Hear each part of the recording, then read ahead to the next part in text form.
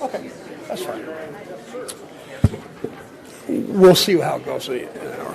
All right, ladies and gentlemen, welcome to the El Cajon City Council meeting. The meeting is now called to order, and I'd like to ask our city clerk to please call the roll.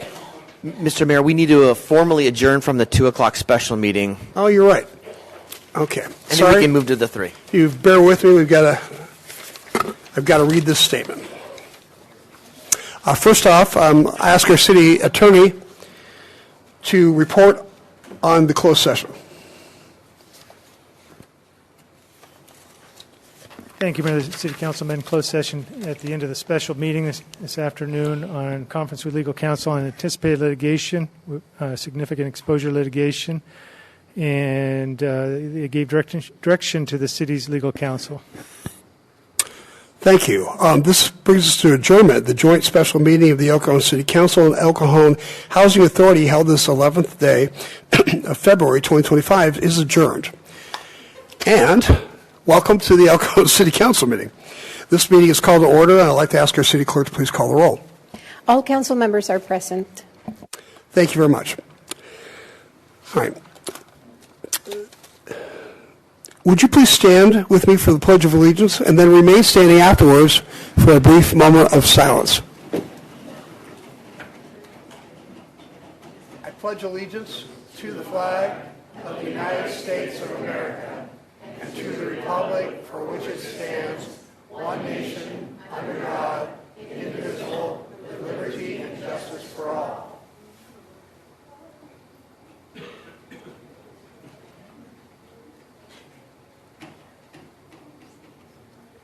Thank you.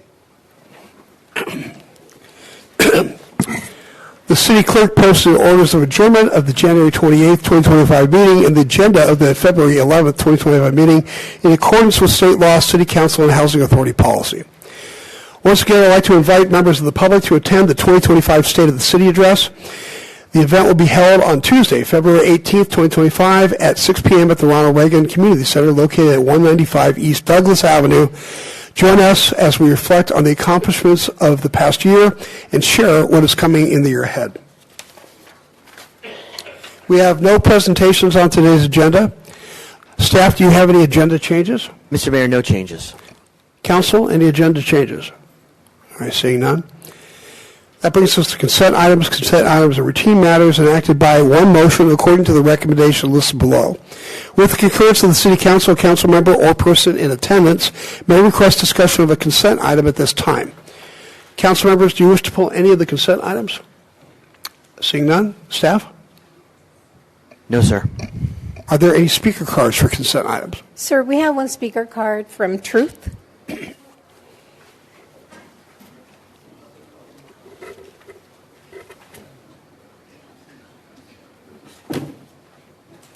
You have to tell him to me. Hi, Truth. Hi there. I don't want you guys to jump. I saw. No, I want to hear everything you have to say. Go ahead. I'll give you a few more Okay, seconds. mic is on and no one is distracted. That means we can begin. So the minutes claim I spoke in opposition to item 9, and maybe it sounded that way to some people. I think it did, but I was actually in support, and I do want the record to reflect that. I can even accept neutral if you want to compromise.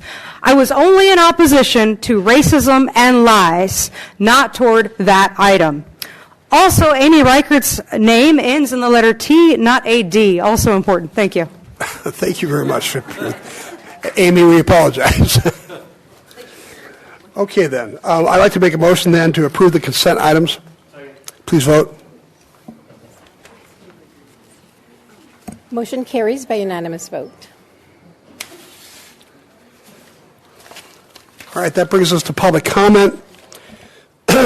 We are now at public comment. At this time, any person may address a matter within the jurisdiction of the City Council, Housing Authority, successor agency to the El Cajon Redevelopment Agency that is not on the agenda. Comments relating to items on today's agenda are to be taken at the time that the item is heard. State law prohibits discussion or action on items not on the agenda. However, City Council and Housing Authority members may briefly respond to statements or questions, and an item may be placed on a future agenda. Angela, do we have any speaker cards for public comment? Yes, sir. We have 3 of them. The first one is from Truth.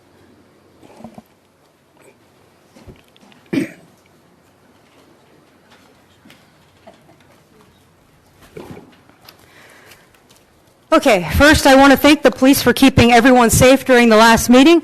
They were stationed all around the premises, so I didn't have to worry about my way out. Every city needs this protocol. And my ideas for meeting improvements.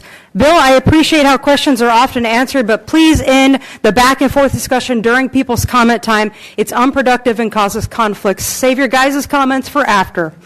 Another issue during the last meeting, so many people had to fight to be heard, and that is not okay. The individual consistent disruptor should have been removed from the chamber to keep order and deter further misbehaviors. I encourage removal for those who refuse to be respectful while people speak. I don't care what your belief is. Also, please always call 3 speakers' names at a time so people know to be ready. And again, the racial stereotypes by Steve and Gary need to end. There was even a ridiculous lie about so-called brown people feeling scared to shop in El Cajon. So I brought my bag. I'm not scared today, and I'm not going to be scared no matter who the president is. So cease and desist on the fear-mongering, hateful rhetoric. In the city's code of ethics and or conduct, there needs to be a specific policy against racial stereotyping. Now I'm going to talk about a few activist groups that have attended recent council meetings. The National Day Labor Network, who had a member threaten the city with lawsuits, is a well-funded LA-based organization that works with the political union AFL-CIO and have an organizing method based on communist Paulo Freire's ideas. The National Day Labor Network praises sanctuary policies on their website, and they have a workforce initiative which includes the partner Catholic Charities, who many would deem to be a big-time profiteer off the illegal immigration industrial complex. There was the San Diego Organizing Project, who pushed for every taxpaying resident of the county to foot a $5 million annual lawyer bill only for those facing deportations. Ironically, under the county government accountability part of their website, they feature disgraced former county supervisors Nathan Fletcher and Nora Vargas. And there was the Partnership for New Americans, PANA, who in 2021 had members actively advocating for carving El Cajon out of District 2, as well as segregating the Chaldean community and Rancho San Diego away from El Cajon. And Latinos en Acción, who organized the Mexican Senate president's visit to El Cajon, of all cities in America. Yet, according to ABC 10 News, Latinos en Acción's very first meeting was after the last council meeting. Many of these people were also spotted in downtown San Diego at the protest there. Did they carpool? Magically, clockwork protests and riots also popped up in National City, Escondido, Oceanside Vista, and outside of San Diego, such as in LA, Riverside, Dallas, Arkansas, Missouri, and Georgia. But somebody paid for that switch to be turned on. The question is who? Because no movement suddenly gets a nationwide flyer, title, and plan of operation without being planned well in advance with a lot of money. And it's all been based in disinformation. Thank you. Thank you.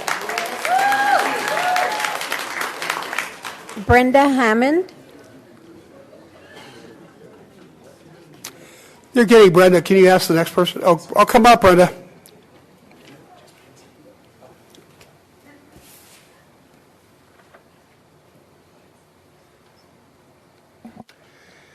Can't do it.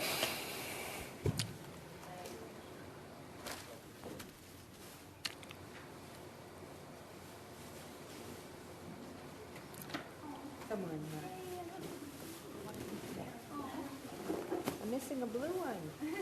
Well, blue's not that important to me anyway. Oh, sorry. Hi, Brenda. Go ahead. Hi. Hi, Graham, Mr. Mitchell. I want to say I grew up with all kinds of people in East County, and yes, that includes El Cajon.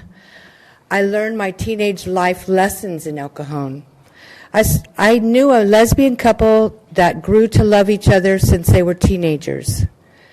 They started a house cleaning business, and as adults, over the years, became very successful. They later married. When I went through my divorce, they asked me to come to their New Year's Eve party, and at their house in La Mesa. I was hesitant but curious, so I showed up, and I stood at the open door, and I peered in their festive house. Everyone was having fun, talking, dancing, a little drinking. They weren't having an orgy.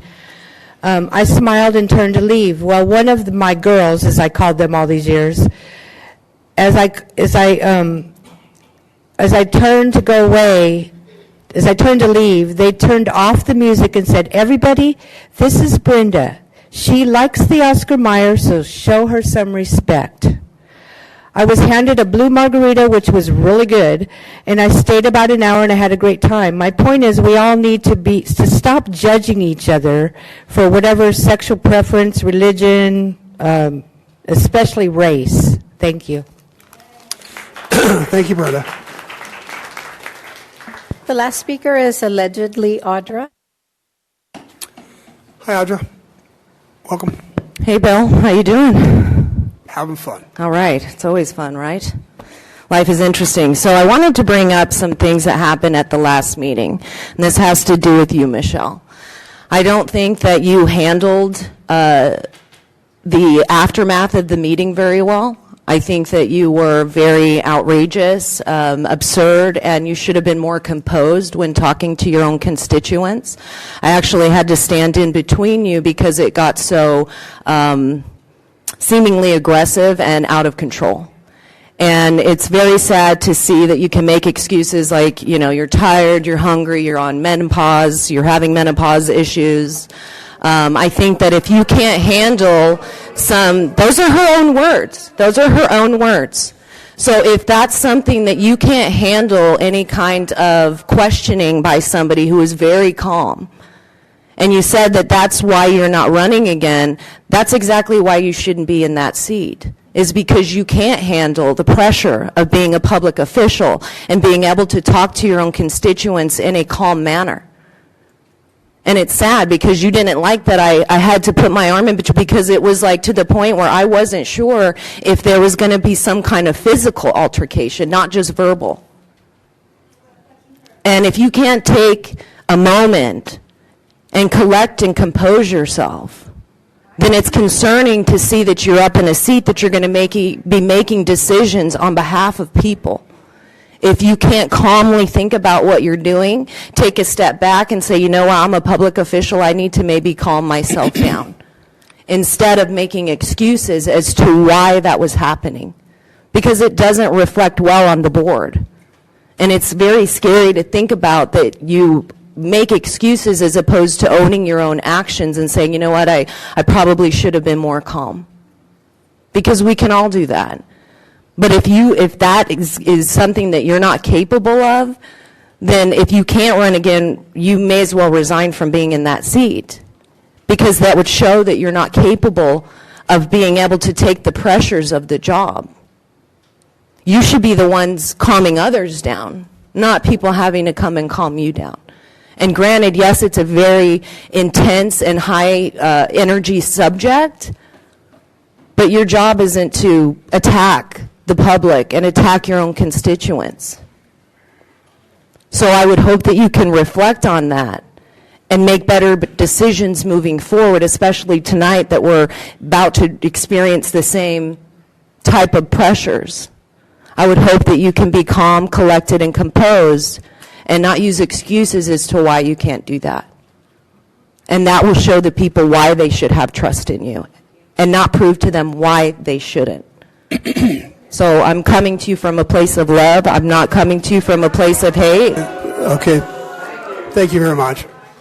So just understand that. Ladies and gentlemen, listen, I'm looking forward to a spirited debate tonight, but I'm going to tell you something.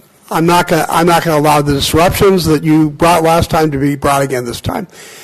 This could be a real long night. If you can't behave, I'll call timeouts. We'll go away for a while. We'll come back. If you want to stay here until 2 or 3 in the morning, we can do that. Why don't we just act like adults and be respectful of all people? All right.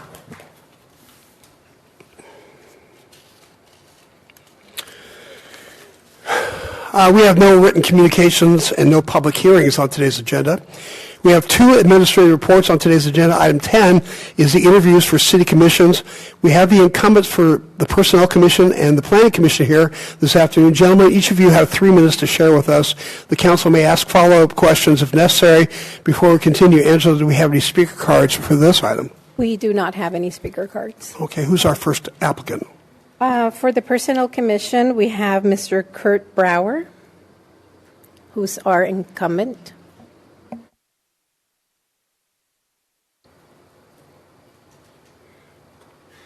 Mr. Brower. Thank you for coming today. Thank you, sir. Hello, Mayor, City Council, staff. I'm here this evening looking for reappointment to the Personnel Commission for another 4 years. I believe you have my application. I have a copy of it also. I know that you have a very busy agenda tonight, so I'm willing to make it as short as possible. But I'll answer all your questions. Thank you, Mr. Brower. Any questions for Mr. Brower? You've done a great job. I really appreciate all that you've done. I will make this quick. He's our only applicant. I'd like to appoint him to the post.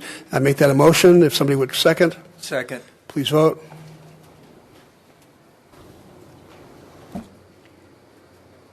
Motion carries by unanimous vote.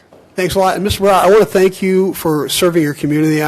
There's no pay involved in this, and there's a lot of hours involved in preparing for your meetings, and it's very selfless, and I appreciate what you do for us. Thank you, sir, for your comments. I appreciate it. It's been a good experience. Good. I'm glad it has been. Thank you. Thank you.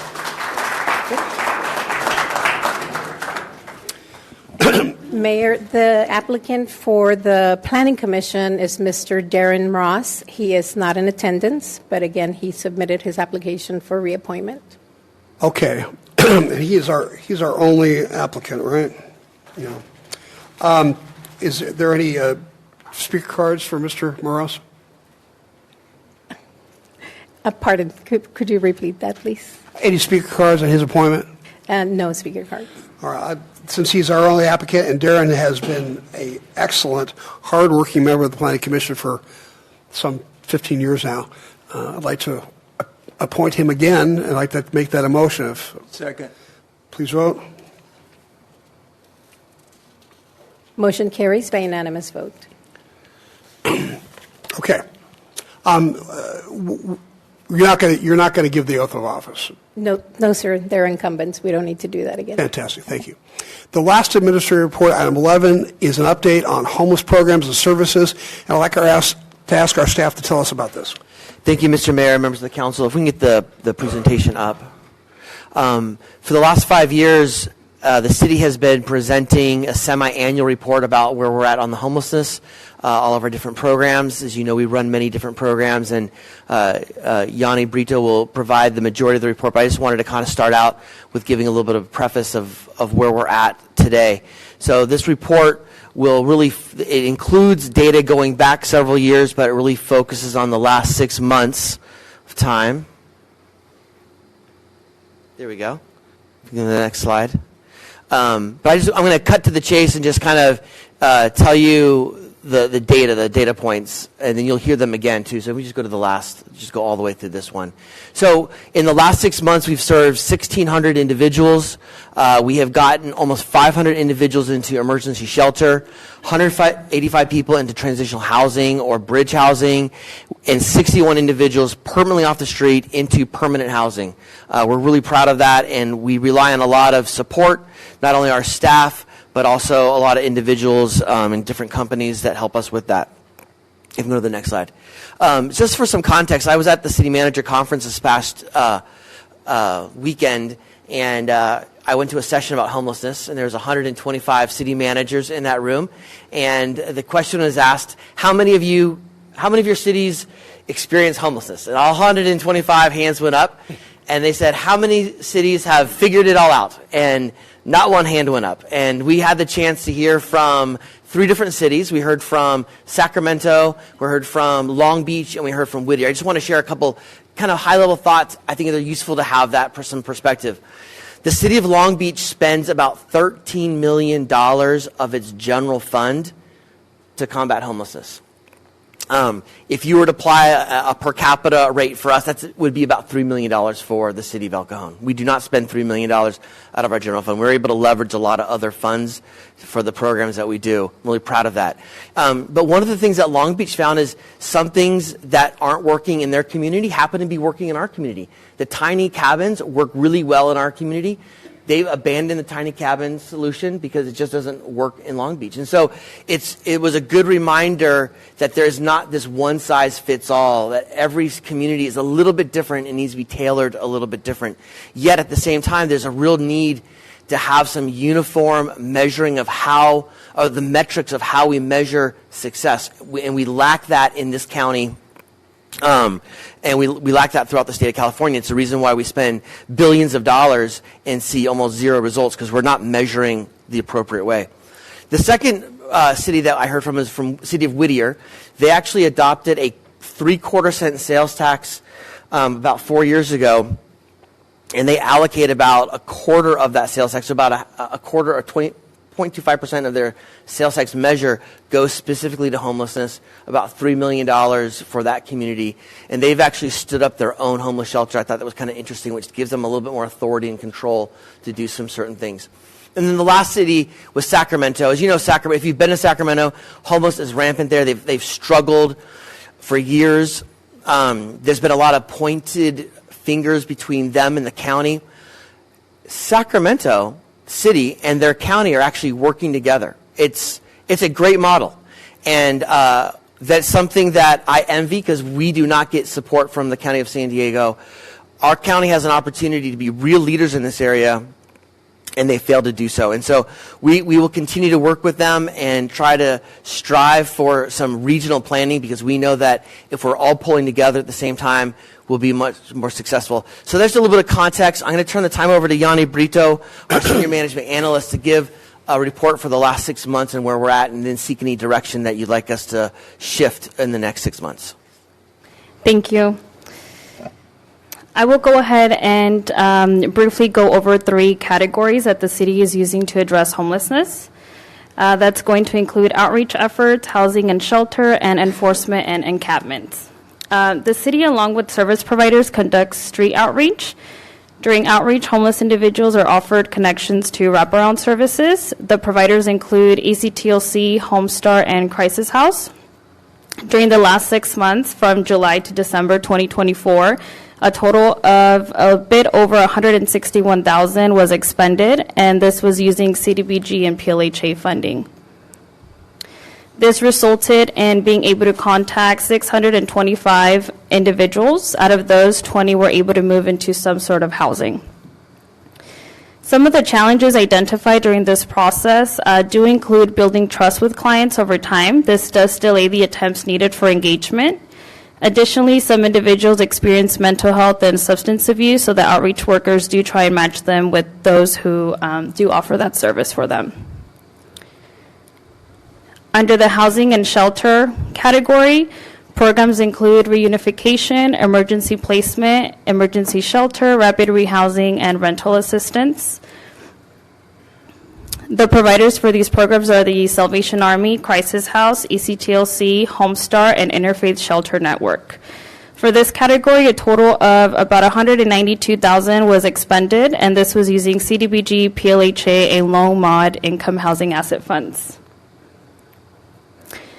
The results were 498 sheltered individuals and 51 placed into 51 were permanently housed.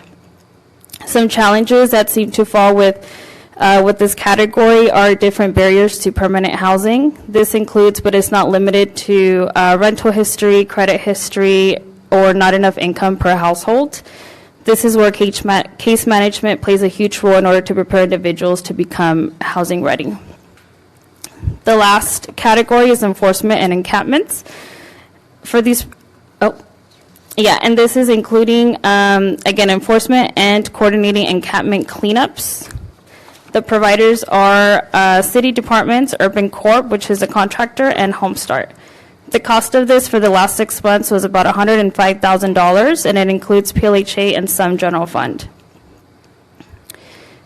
This resulted in 482 contacts with a total of 25 events in the last 6 months, 55 cleanups, and about 419 tons of debris removed from the city.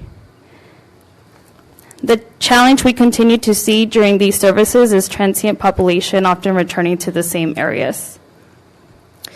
So to summarize some highlights, from July to December, we have a total expenditure of about $443,000. Again, this resulted in about 1,600 served, 477 in emergency shelter, 185 in transitional housing, and 61 in permanent housing. And the funding sources are CDBG, PLHA, Lomond Housing Asset Fund, and some general fund. As a result of the data provided, city staff recommends that City Council continue funding all the active homeless services programs, continue seeking new funding opportunities, continue support for the East County Homeless Task Force and the emergency sleeping cabins, as well as continue receiving the 6-month report. We do like to thank our program providers for all their hard work. This concludes my presentation. Staff is available to answer questions or comments. Thank you. Thank you very much. Any speaker cards on this? Sir, yes. We have one from Truth.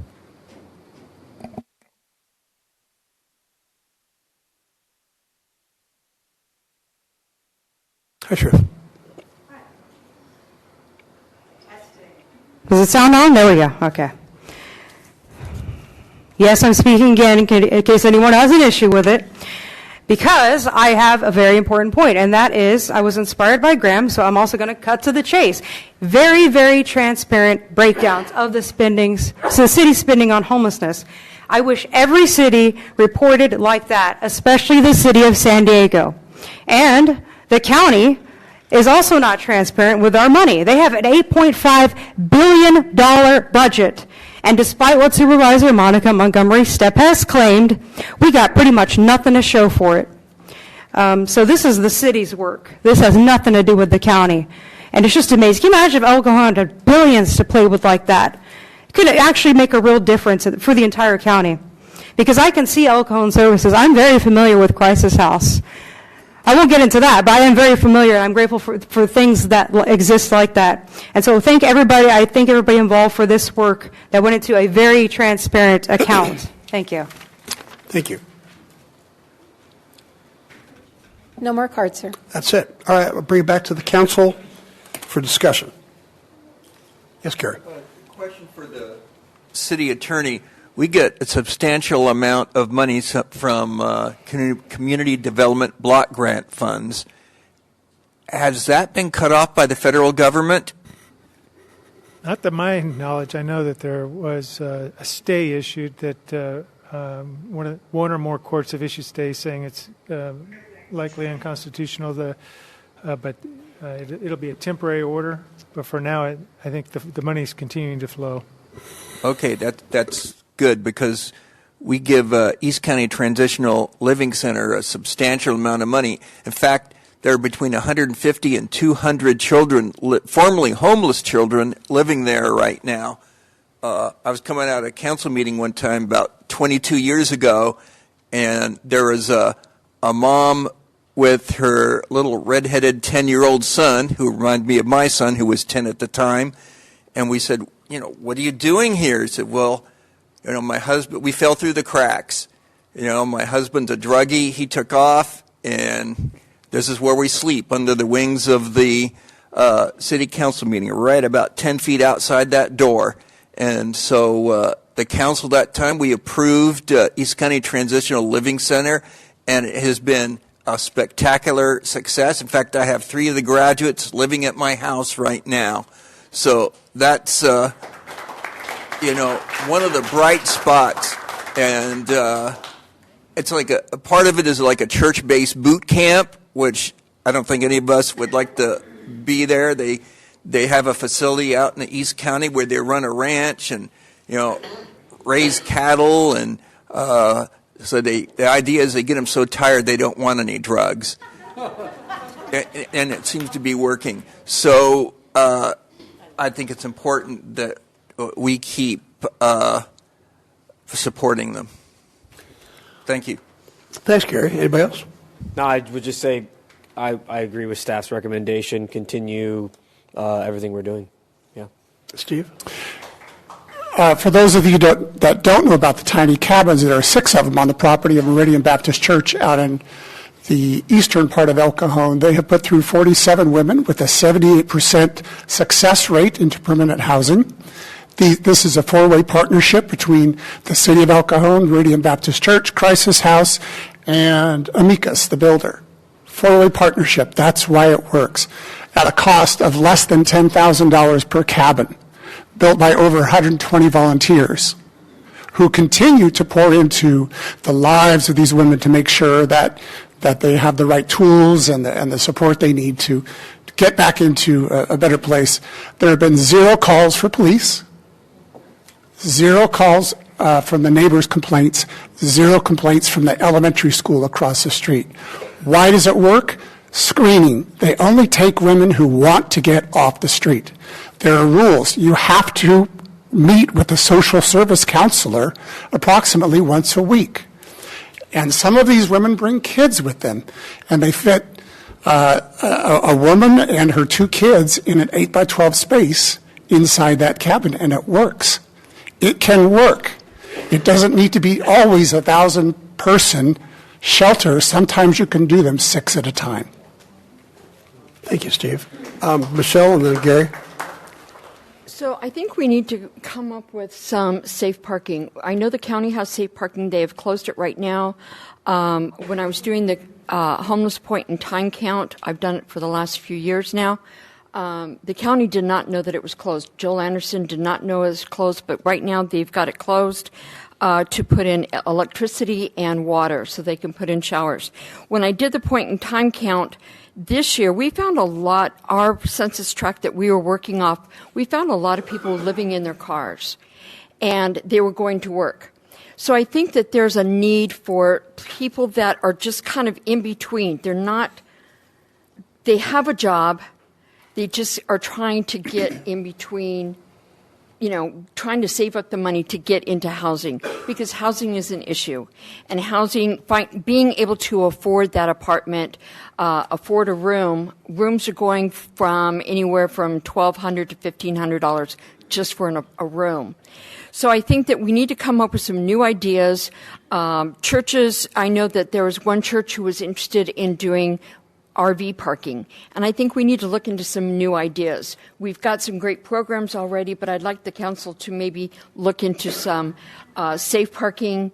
If churches have the capacity, like our tiny homes, they have the showers, they have capabilities of feeding people.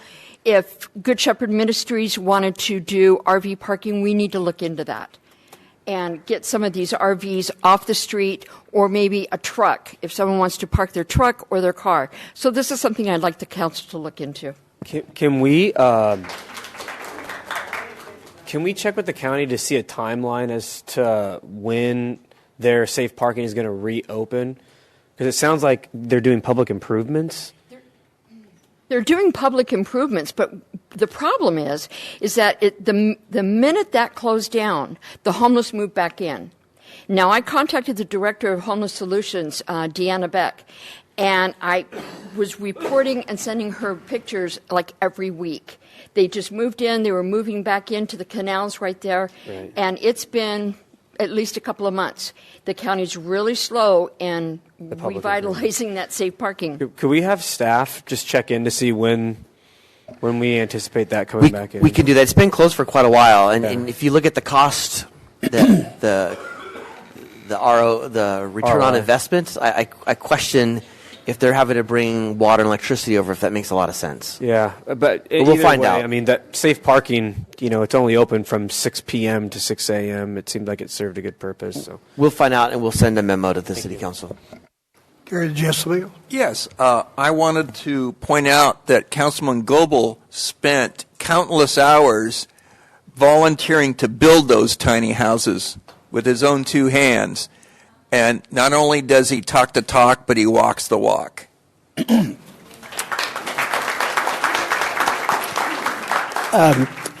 My 2 cents on going forward, I think we're going to have to find a way to work closer with the county. I'd love to find out how the county is allocating its resources to homelessness, where they're spending their money, specifically in regard to each city, each municipality.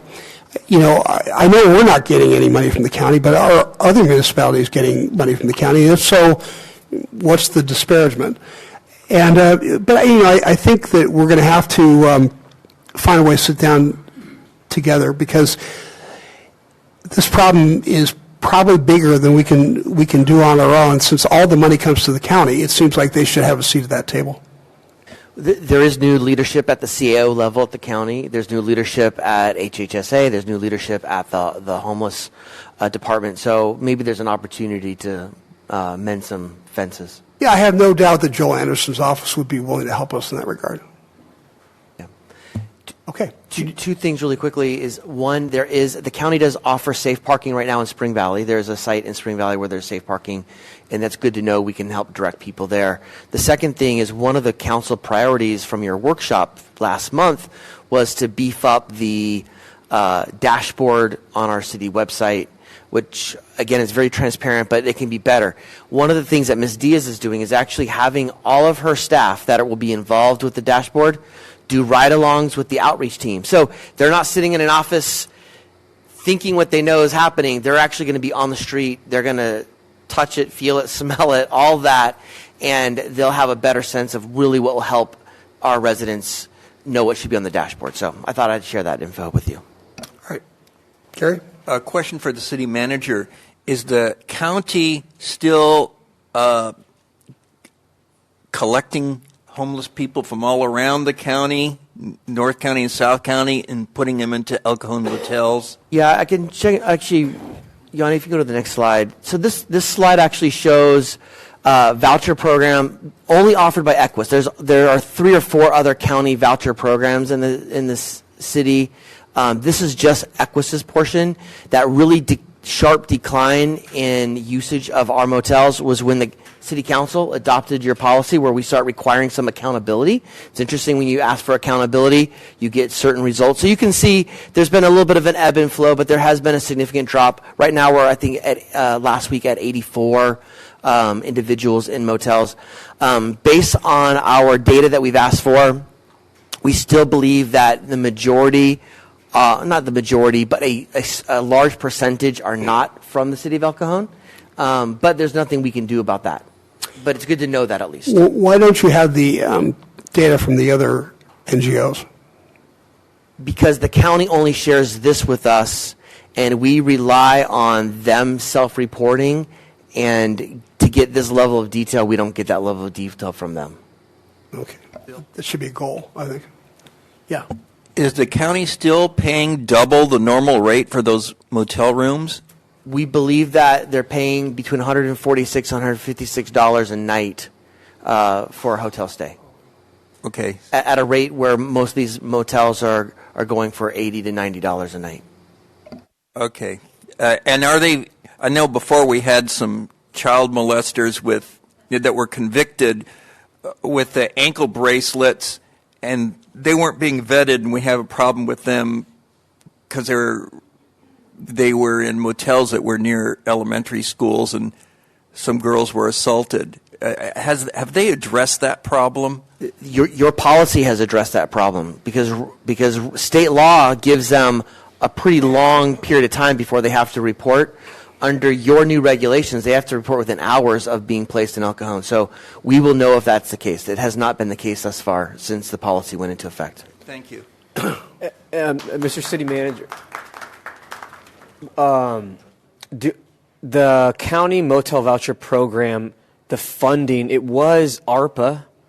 Has the county allocated funds outside of ARPA for voucher programs? They may be still using some ARPA funds or some residual COVID money. Okay.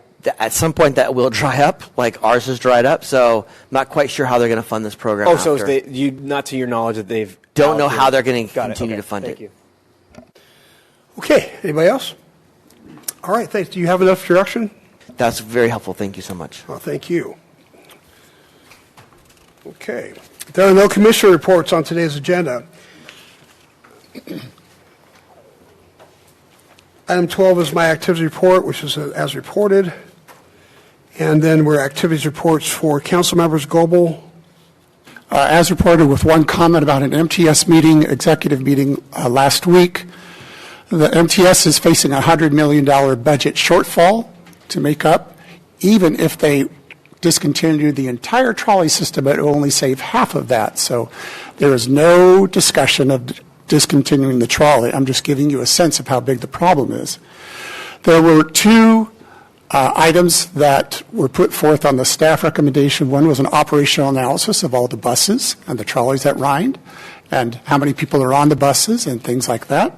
See if there's any efficiency. The other was a potential sales tax coming in next year of 0.5 cent to take over that. My comment was I would like to see a third option, and that is I think the public would expect a shared participation of everybody in trying to close that gap.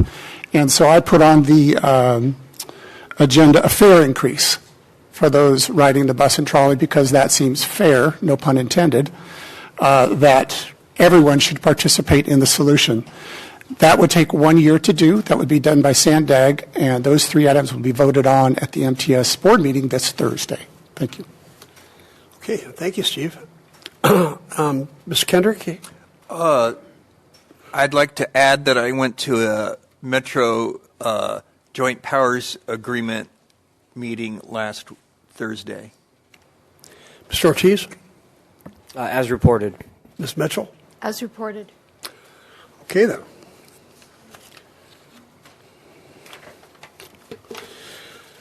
There's one joint council member report on today's agenda. It's from Councilmember Goebel and myself. This is what we're all here for tonight. Since I'm the one who brought it last time, I'm going to leave it to Mr. Goebel to explain, and we'll go from there. Thank you, Mr. Mayor. The day after the last meeting, we had 3 resolutions before us, and none of the 3 got passed. But I think the entire council agreed on at least 2 things. Number 1, we're not a sanctuary city. And number 2, we would not block, obstruct, hinder, or otherwise interfere with the federal government coming in to remove violent criminals from our city. So I think we were really close. We just kind of ran out of time. And so the next day I reached out to the mayor. I said, I think we can find a common ground for all of us. And my particular concern was once we started talking about police officers, then I said, well, I want indemnification or protection or defense from the federal government for our police officers if they're doing something lawful in the course of their duties. I'll talk about that situation in a little bit. My position on this issue has not changed. It is still about public safety for me.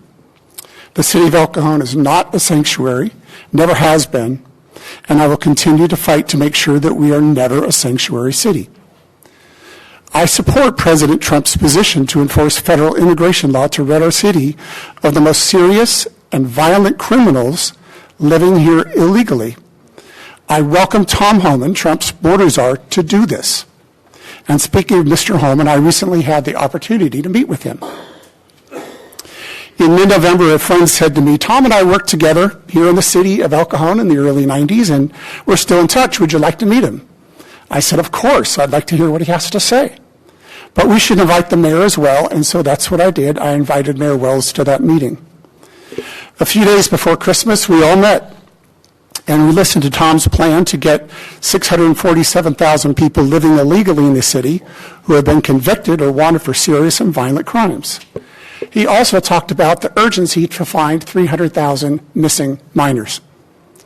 The mayor and I both told him we are not a sanctuary city and welcomed him to come get the violent criminals out of our city. And we wouldn't be satisfied until they're all gone. I can assure you Mr. Homan is committed to making our city safe from the criminal aliens who are harmful to our residents. Further, I welcome any and all law enforcement agencies who will remove violent criminals from our city. At the same time, I believe our officers are not, cannot, and should not be immigration agents. Today, when you call for help, our police officers don't ask anyone of their citizenship status. They won't even know in their systems. Their job is to serve and protect. In the meeting with Tom Homan, even he said he doesn't want local law enforcement to do immigration enforcement. The resolution which the mayor and I reached an agreement on before us states, well, actually, let's save that because we'll go through the resolution shortly. I believe working with ICE, Border Patrol, or any other agency involving enforcement of federal immigration law should be for the sole purpose of removing violent criminals. Now, at the same time, we need to change SB 54 to allow our police the option to contact ICE when there is a known, convicted criminal living in our city or country illegally. I believe that legislation is important and in development. I also recognize there's a conflict between federal and California law, SB 54, on this issue. I and my colleagues do not have the ability to resolve this conflict, and I don't want this conflict to boil over and punish our police officers in any way. That's why I offered an amendment to the resolution before us to, quote, seek assistance from the United States Attorney General's office to indemnify or defend our city and its employees for any assistance or cooperation with federal immigration authorities as permitted by law. We need to send a strong message, especially to our police officers, that we have their backs. The amended resolution, adding to seek protection for our employees when acting lawfully in the course of their duties, is for the sole purpose of getting rid of serious and violent criminals and to protect the people in the city of El Cajon. So let's take a look at this resolution we're talking about today. You can see the title here. I won't read the whole thing. Let's go on to the next point. Resolved that the city declares its intent to comply with the enforcement of federal immigration law to the legal extent permissible, which means according to the current law, for the sole purpose, the only purpose, of removing those that have committed violent criminal offenses as defined by California Penal Code, etc.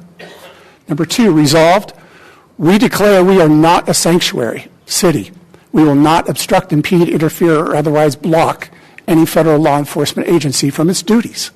Number 3, that we will seek assistance from the Attorney General's office to indemnify the city and its employees for any assistance as permitted by law.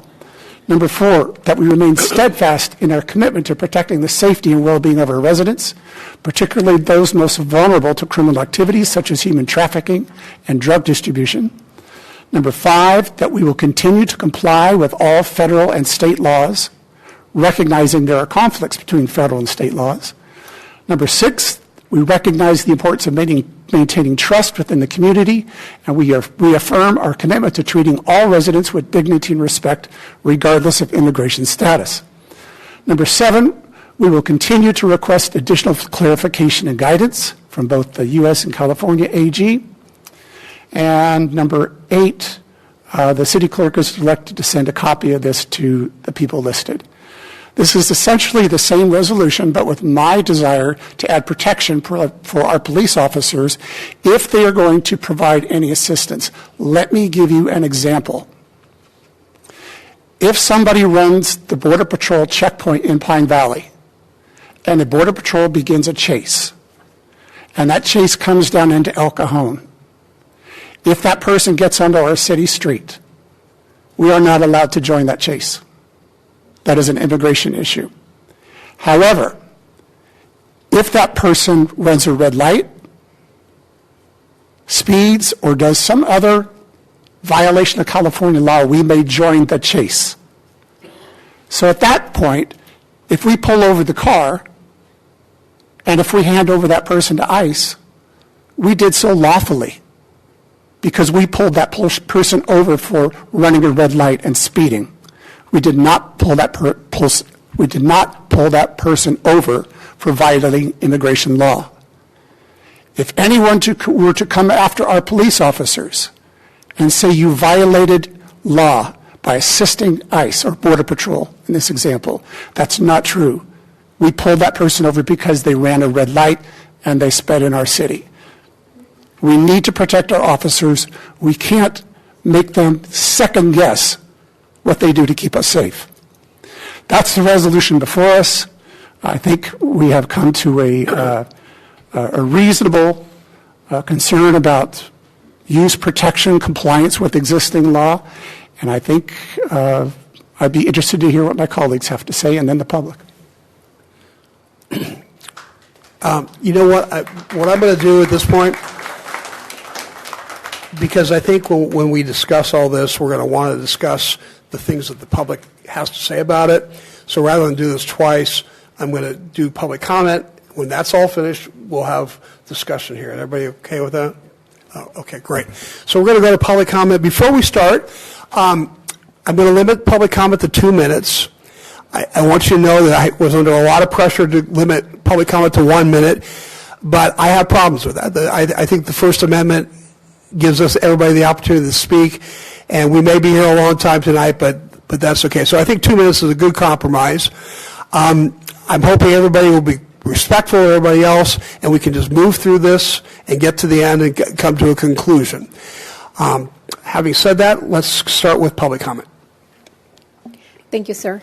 We have 46 speakers, and as we did last time, we will call people in 3.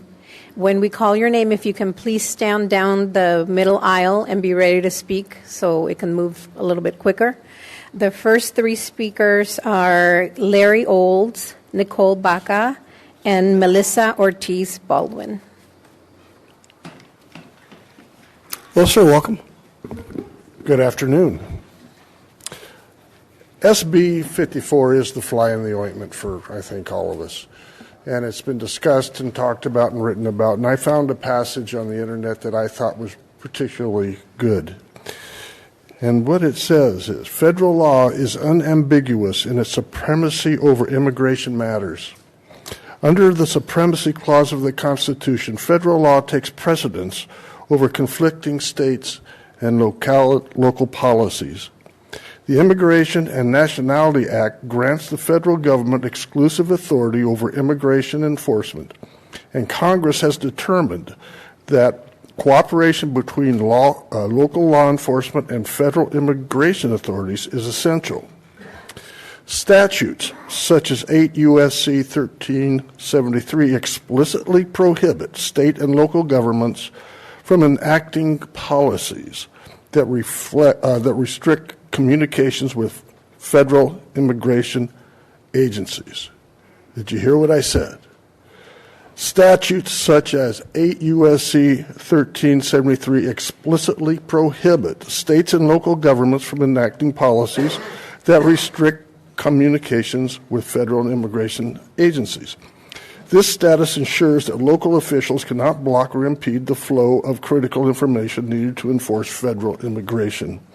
Moreover, the refusal to honor ICE detainers undermines the public safety rationale underlying immigration enforcement. Detainers are issued against individuals who have been arrested for violating state or local laws, meaning these are individuals already found to pose a threat to the community. By refusing to comply with ICE detainers, sanctuary jurisdictions actively shield criminal aliens from deportation, allowing them to be released back into the communities.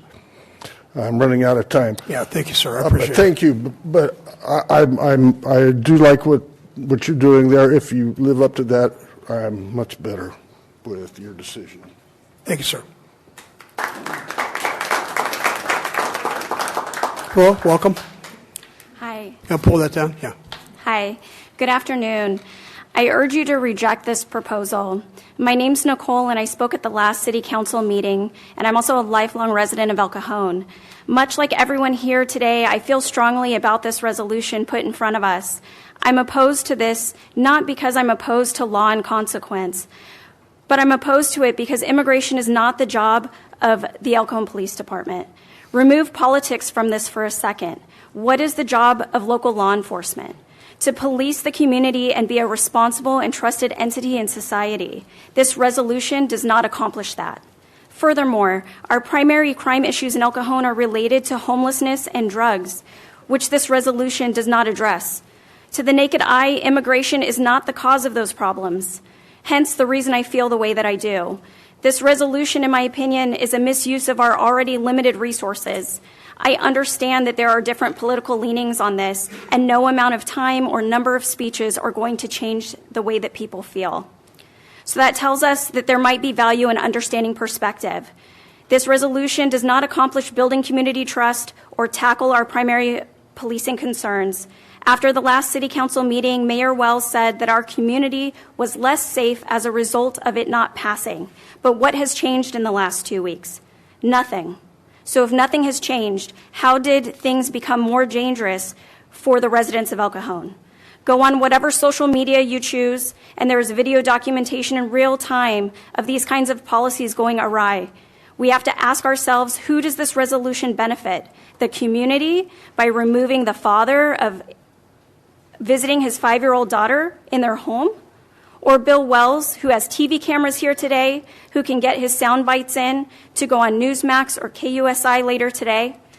It is a waste of time and a waste of our resources. I urge you to vote no. Thank you. Please prioritize policies that foster safety and trust rather than division and fear. Thank you. After Ms. Ortiz, we have Mayors Ryan, Ms. Strange, and Maureen Branham. Good afternoon. My name is Melissa Ortiz Baldwin, no relation to Phil. First, this resolution continues the fear-mongering tactics to persuade the public to allow police collaboration with ICE. The resolution, on page 1 of the resolution, states or claims there are over 647,000 non-detained, undocumented individuals convicted of violent crimes. This is false. According to the council's own exhibit, specifically a letter from ICE, pages 7 and 9 of the resolution, the actual number of undetained violent criminals is 271,917 nationwide. The resolution, however, falsely implies that this number is more than twice as high. My second issue with this is that it seeks to bypass state government oversight, censure, and potential repercussions by appealing to Trump and his allies for federal protection.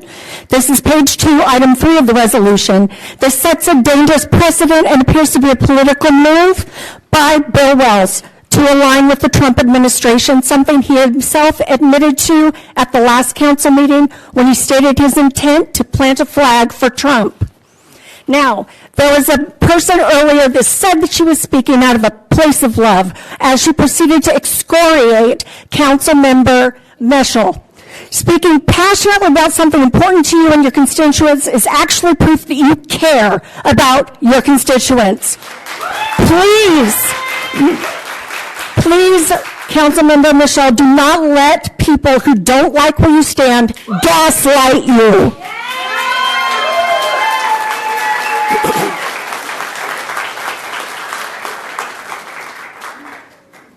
Hello, everybody. I'm going to just go ahead and echo what she just said, because this morning, Steve Goebel, you got an email from Patricia Mondragon from the Alliance San Diego for Immigration, and she also agrees that those numbers are wrong. So I urge you to look at that email. She's urging you to vote no. But I also want to point out that on Thursday, January 31st, 2 days after this proposition was struck down on the corner of Gustavo and Hamishaw, we got our first report at 7:20 a.m. of a checkpoint in which a resident was asked for his driver's license and for his registration like normal. Once it was handed over to him, he was then asked for his legal status. Guess the color of his skin, everybody? It was brown. When he invoked his right to decline to answer, that officer threw the license and registration back at his chest and told him to go. Okay, so now let's get to it, okay? Because let's get to number 3. Because I'm here to challenge you on line number 3 of this proposition, specifically the word indemnify, okay? This council didn't choose that word by accident. Indemnify means to shield from liability, to preemptively excuse wrongdoing. Instead, this word serves as a free pass for law enforcement or city officials who violate SB 54. You cannot claim neutrality on this issue. Either you stand with your community, your neighbors, your constituents, or you stand against us. If this council truly believes in fairness and the rule of law, then I demand that you provide a clear margin of protection for the people with no violent record in this proposition at all cost.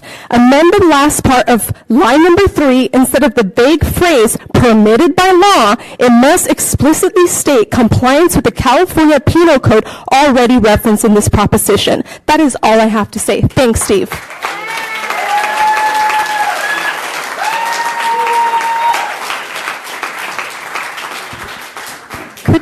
Could you please state your name? Oh, I will. Yes. Good afternoon. My name is Maris Ryan. I appreciate this opportunity to speak with this council. I'm asking this council to vote no on this resolution. I've been a teacher at the college and middle school level for 20 years, and I am presently teaching in El Cajon. During all of this time, I have taught students of all colors. I have a stake in El Cajon issues as well. I owned a home for 35 years up in Crest. All 3 of my children went to Granite Hills, and 3 of my grandchildren attend local schools here. My son and daughter live and work here as well. So I understand being protective of where your loved ones live and attend school, and I can see that you might project that this resolution will keep you safer. But what I do not understand is the hate and the disinformation associated with dumping all of the responsibility for all of the city's crime on a group of people because of the color of their skin. Like Mr. Goebel and Mr. Kendrick have both said today, this council is here to protect all kids. Please vote no on this resolution.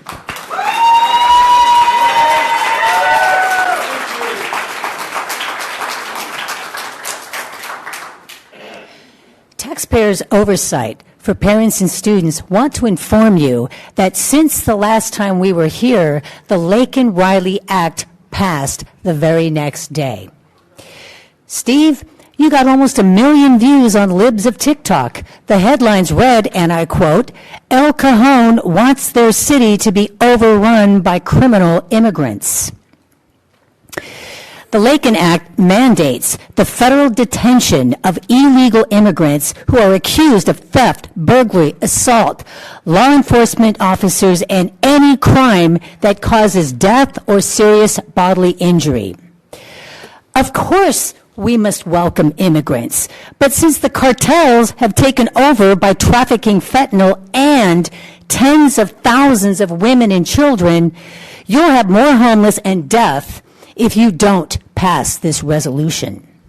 Did I mention you'll lose your federal funding too? I sincerely hope you can reform our immigration laws to expedite processing qualified individuals, because we do need legal immigration for their safety as well as ours. I love immigrants. There are 2 of them in my family. I'm married to one, my sister-in-law. We need immigrants, but it took them 5 years to get naturalized citizens. I think we can do better. Thank you in advance, Board, for being here today and passing this common sense resolution. Thank you.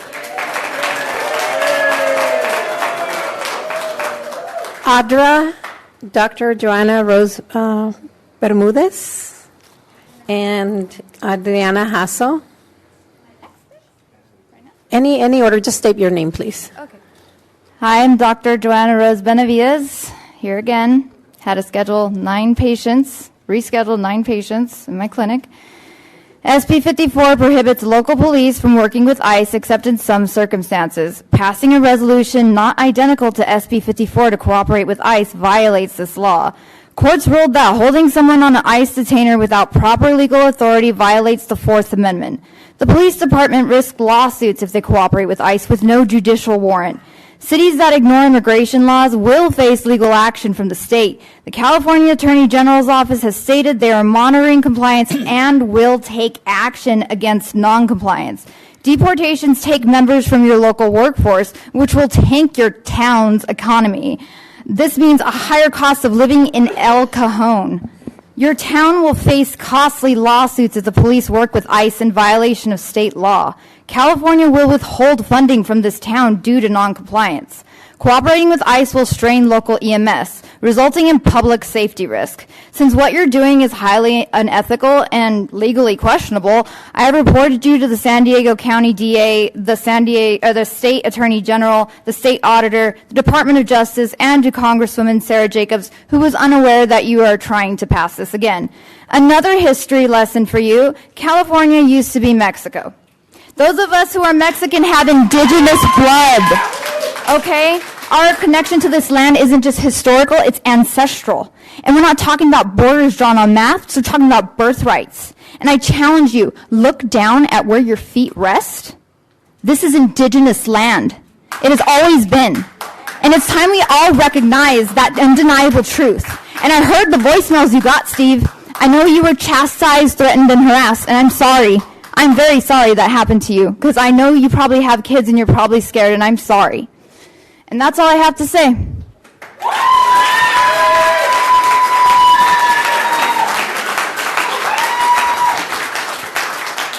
The next three speakers, and if you could please, once you hear your name, come and stand in the middle aisle, please.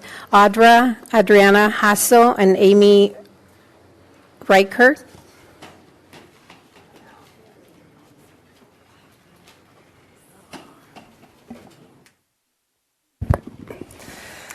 Hello again. Oh my gosh. Imagine the misguidance and misunderstanding going on in this room. It's interesting because you guys are seemingly trying to protect against violent criminals. It's weird that it's a problem and that people are like against that. And then when I call out somebody being violent, they say that I am, just by asking you to be calm and collected. So now I get why there's so much misguidance in this room and people don't want to actually protect against violence. And they're misunderstanding what's actually going on and saying it's something that it isn't. Because sometimes when people want to hear something, that's what they hear instead of actually listening to what's going on and understanding what you guys are trying to do. So to me, what I'm understanding is that a lot of people want violent criminals to run rampant and have nothing be done about it because of the color of their skin, even though they're white, black, Asian, you name it. They're all colors. So it's very sad to see that there's so many people that would prefer a child to be raped or, whatever. But, why should we go after them and remove them from our country, especially if they came here illegally? But you guys will lose your federal funding if you go and try and obstruct the federal government from being able to do their job, which would actually impede this city and hinder its ability to do the things that it needs to do. So it's a surprise and a wonder why people that want more money to come in don't want to actually get in the way of that happening. So good for you guys for doing and trying to stand up for what's right and actually protect the people. But I guarantee you there's two of you on here that don't want to protect the people because you're confused about what this means. And in that, if anything happens to anybody, it's your guys' fault and you're complicit and culpable in it. So, Godspeed to all of you guys. All right, ladies and gentlemen, I'm watching the time. 3 minutes wasn't over. Go ahead. My name's Amy Reichert, and I'm with Restore San Diego. And everybody that's here that we asked to be here is for one reason and one reason only. We don't want violent criminals in our community. Period. End of story. This should not be a debate. We should not be called anti-Christian or racist. There was an earlier speaker who referenced that actually the number of violent criminals present in the United States that have come here illegally is only 270,000. Well, that's 270,000 too many. So I want to say thank you so much, Steve in particular. I want to say thank you so much for reconsidering this and bringing this again because the community supports you. And regardless of the rhetoric, on each side and the accusations of racism and you're not being a Christian, I think we can all come together and say we don't want violent criminals in El Cajon. So thank you.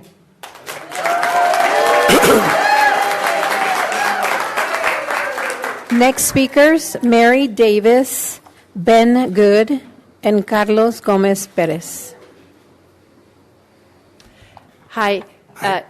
Good afternoon, Mary Davis. So first of all, I do have to touch on what Audra mentioned, and I do try to always speak in public with a gentle answer.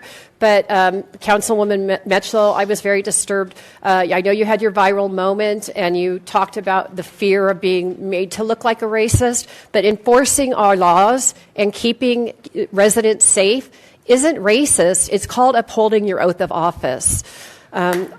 Yes, and so I also have to touch on legal immigration, and I would say everybody in this room is absolutely for legal immigration. I was just down at San Isidro the other day. I saw a bus, and there was a line of what you call military-age men, 18 to 40, and I was kind of concerned at first, and they're all lined up for this bus. Well, it turns out when I did my research, they're here for illegal visa immigration under H-2. It's a recruiting for agriculture. That's the type of legal immigration that almost everybody, I would say, in this room is absolutely for. We want people that are going to come here, work hard, obey the law. That said, lastly, I do want to touch on one of my seatmates next to me kept talking about kids in cages. And I get that that's a thing because it actually happened under Obama also. But I'm going to call your kids in cages trope, and I'm going to raise you kids in coffins. These are the 3 girls that were killed in Sacramento directly because of SB 54. The father was arrested for a violent offense, resisting arrest, and that they let him go. A week later, he killed these 3 girls in a church, I might add, where one of the signs says, "No ice in church." And so there is collateral damage. It's a matter of who pays the price. These girls should be alive. Anybody that honors SB 54 is complicit and has sangre en los manos. Thank you so much.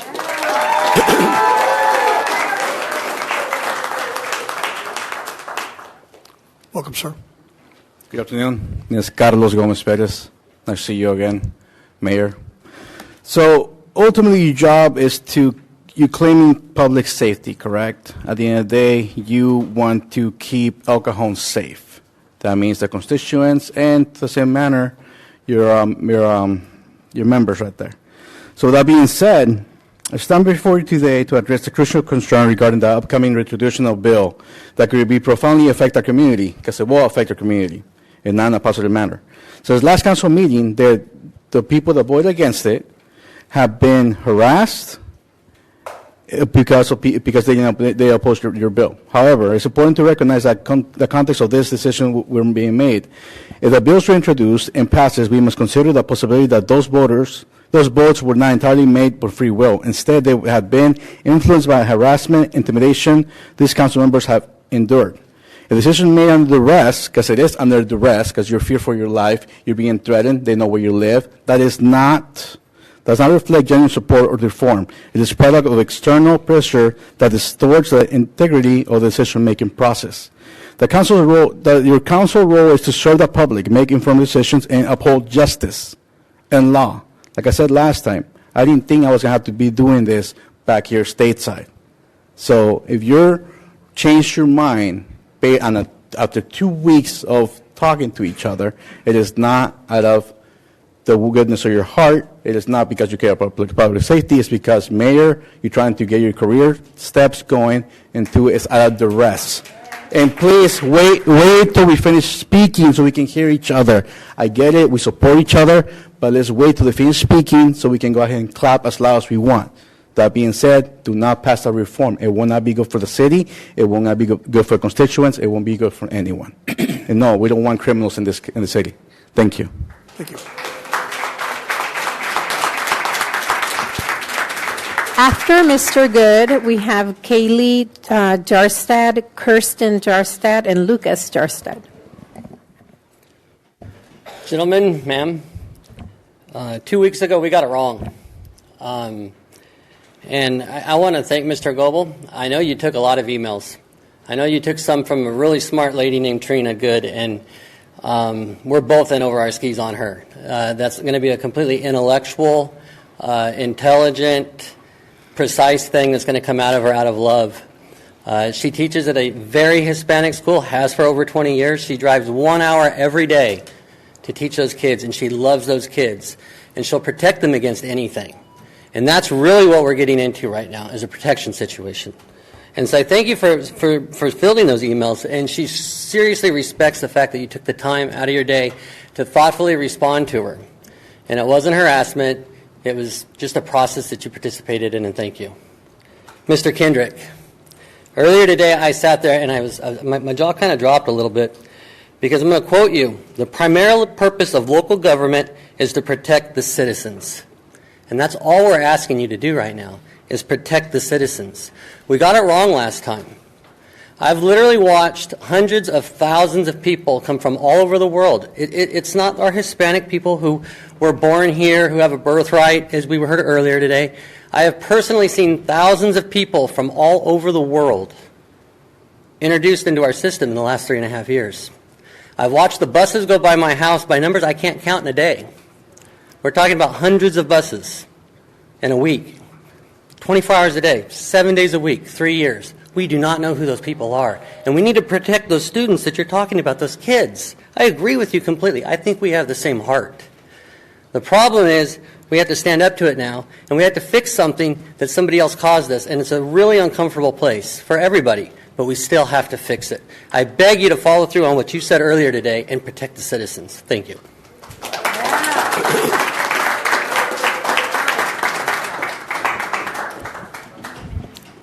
Hi, I'm Lucas.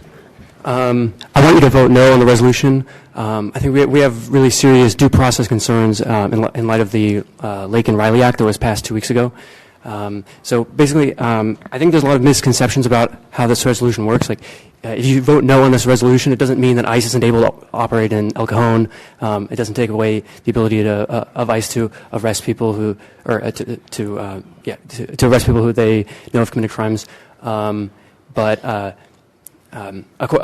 based on the Lake and Riley Act, which was passed by Congress, the ICE, if our police collaborate with ICE and they turn people over who haven't been arrested or who have not been convicted of crimes, ICE is required, just based on an accusation and not based on a conviction, to detain people indefinitely, and they have the ability to deport people to the Guantanamo Bay prison facility based on just accusations of having committed violent crimes. Like, they don't actually require any proof or any trial, and so we think this is a really serious due process issue. We think that it's the obligation of all government, but of local government, to respect the basic principle of due process and not allow El Cajon residents to be captured by ICE, to be captured by police as Goebel said, for just speeding, for something that is nonviolent, for running through a red light, then be turned over to ICE and on that basis be punished as though you had committed a murder or a violent crime, because indefinite detention. I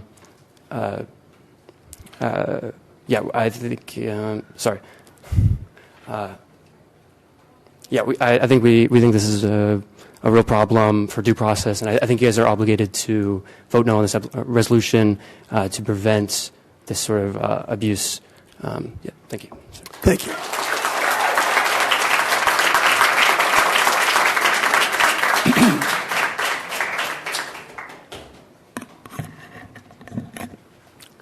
Hi. Please don't pass this resolution that will allow the police to capture El Cajon residents and turn them over to ICE, who, with merely an accusation and no trial, can detain them indefinitely, including sending them to Guantanamo Bay, the infamous black site where the constitutional protections are not applied. Under the horrifyingly unconstitutional Lake and Riley Act, any undocumented migrant accused, not convicted, can be permanently held in a foreign labor camp over a low-level crime like shoplifting. Make no mistake, this is already happening. Not a single migrant recently imprisoned in Gitmo was convicted in a U.S. court. If you want to deport the handful of people tried and found guilty of nonviolent crimes, fine, but that's not what we're talking about. We're talking about sending El Cajon residents to foreign concentration camps without trial. Trump recently gave the okay on sending migrants to prisons in El Salvador, where people worked 15 hours a day and often die from lack of water and disease. DHS Secretary Kristi Noem refuses to even pretend that these camps will only contain violent criminals. This is just the start of the horror. Is this what we want to do to our neighbors, to the people down the street who have been living peacefully for decades and who, under any other administration, would have continued to do so? The stakes are so much higher now that the Laken-Riley no due process for migrants bill has been passed. They want to punish people as severely as though they've committed a murder, but without any trial, any investigation, any ability to confront their accuser in court. They don't get their day in court. They get held indefinitely in camps in service of a racial goal to make this country more white. The Trump administration wants to deport 20 million people, but we won't have 20 million convictions. There are going to be 20 million people grabbed at churches and schools and rounded up on their way to work.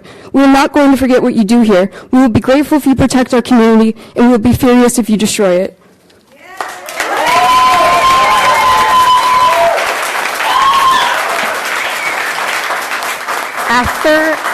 After Ms. Jarnstad, we have Julianne Gustafson, Clifton Quinn, and Kristen Broker. My name is Kirsten Jarstad. Thank you for the opportunity to speak. Each of you took an oath to support the U.S. Constitution, so do it. Do your job.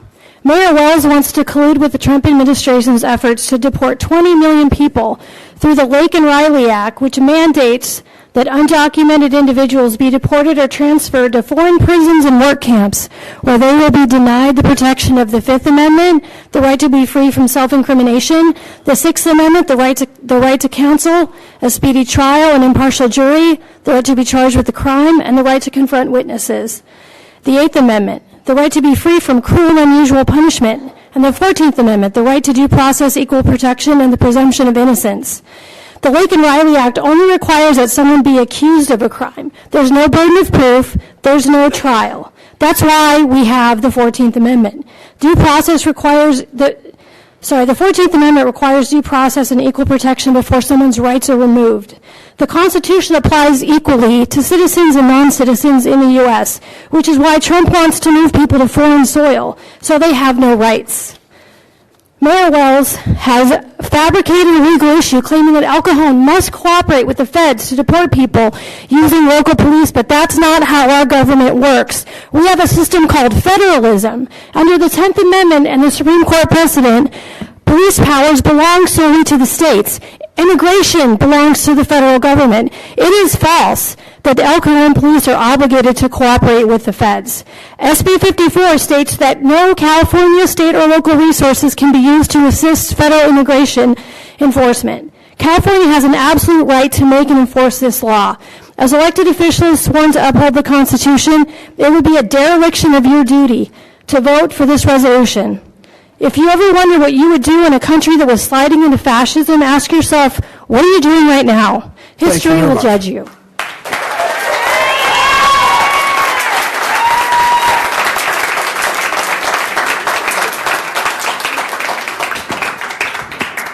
Hi, my name is Clifton Quinn, and I am so impressed by the passion I'm seeing in this room on both sides.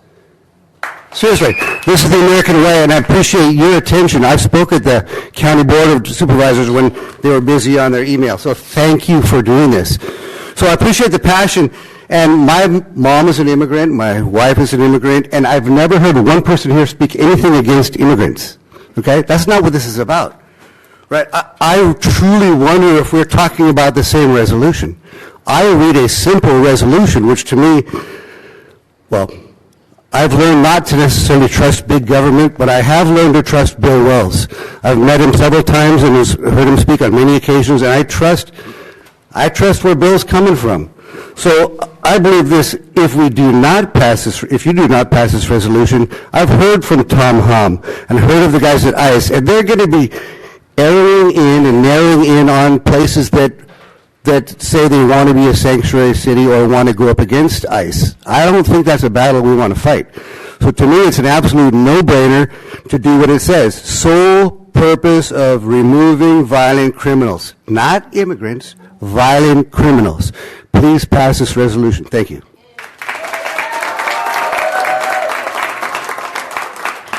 After Ms. Broker, we have Chris Ford, Debbie Codd, and Sherry Finn.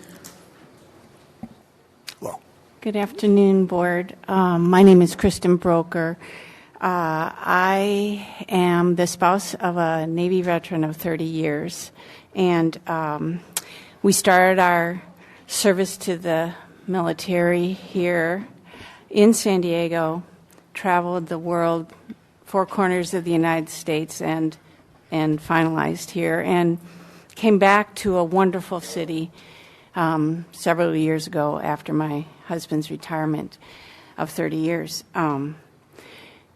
Mr. Wells, I want to tell you, you were quite a celebrity from our peers in the military who are living elsewhere when you made national news and made the bold stance to bring this resolution to your city to protect your citizens.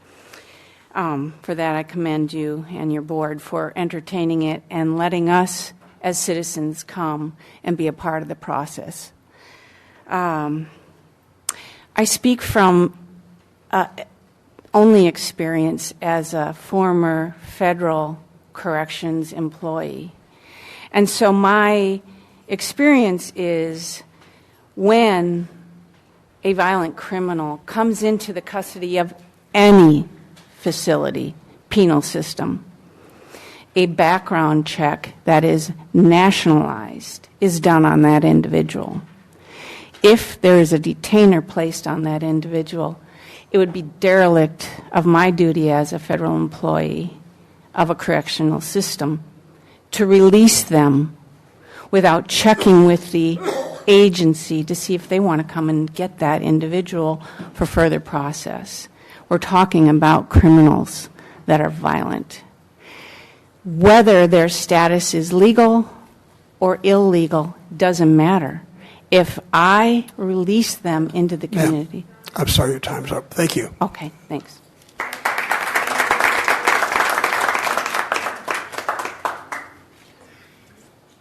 Hello, my name is Chris Ford, District 1. Good afternoon, Council. I have some simple questions. Why are we all here again? Why are you wasting our time? And most importantly, did you take any notes from the last session regarding this topic?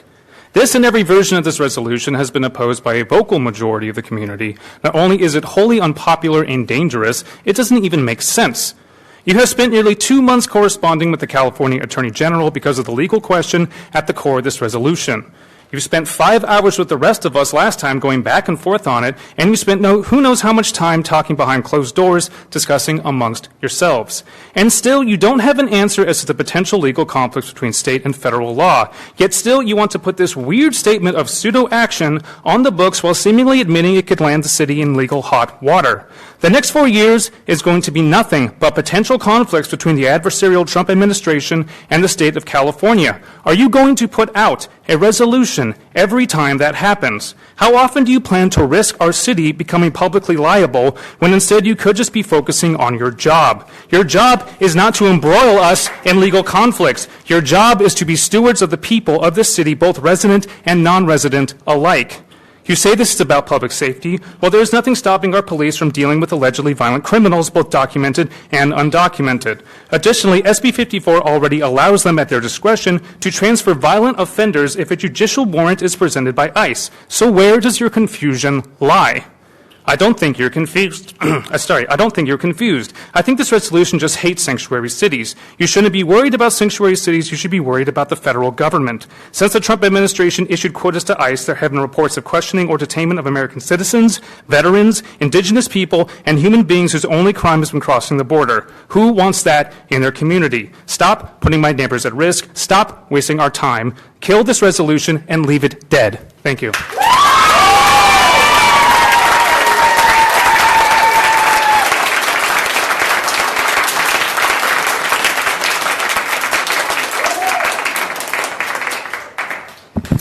Hello, Council. Thank you for being here, and thank you for letting us come. My name's Debbie Cottle, and I've been a resident for over 45 years. Raised my children here. I'm a great-grandma. I want to support Mayor Bill Wells, Steve Goebel, Phil Ortiz, anybody else that really wants to be behind this recommendation in declaring the city's commitment to ensure public safety for all residents, not just different colors, but all residents. Asserting the city's intent to comply with federal immigration law. Complying, I'm all for complying. Extent permissible of the sole purpose of removing violent criminals from our community. Violent criminals, that's all we ask for, to remove the violent criminals. Even less than 10 illegals would not be acceptable and should not be tolerated because of safety, life, or more important, showing one's ID, legal status. I mean, that's the least we can do. Just show our ID, show our legal status to make sure that there's some safety in our community. Please pass this resolution and uphold your oath of office, and thank you so much.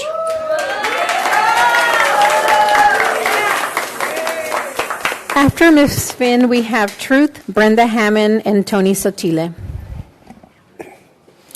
Good afternoon. My name is Shari Finn. Unlike many people in this room, I highly doubt there's one person in this room that can raise their hand and say that their child was raped and trafficked by an illegal immigrant who is sitting in the comfort of one of our prisons right now. He was not deported.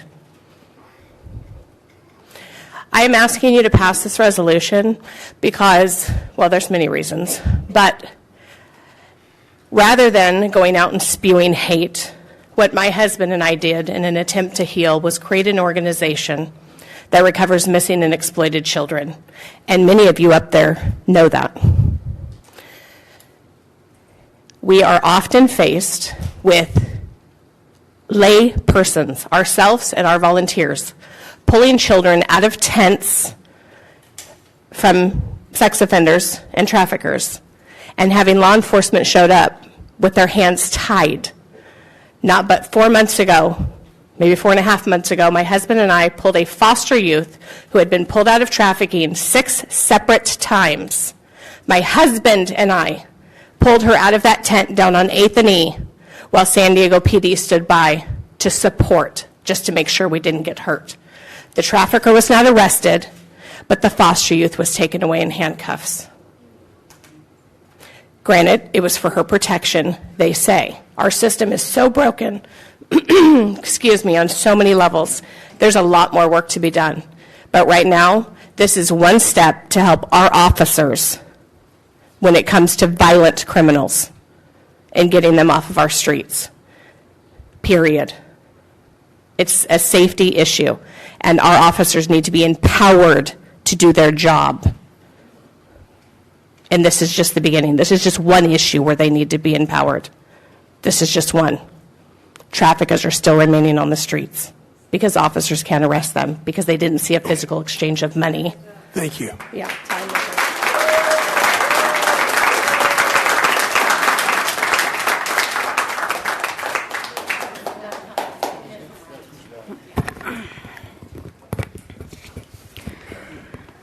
Right.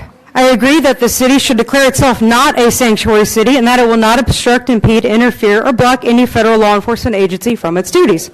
There's nothing wrong with the city asking the United States Attorney General to indemnify the city for following a federal immigration law by aiding in the removal of violent criminals.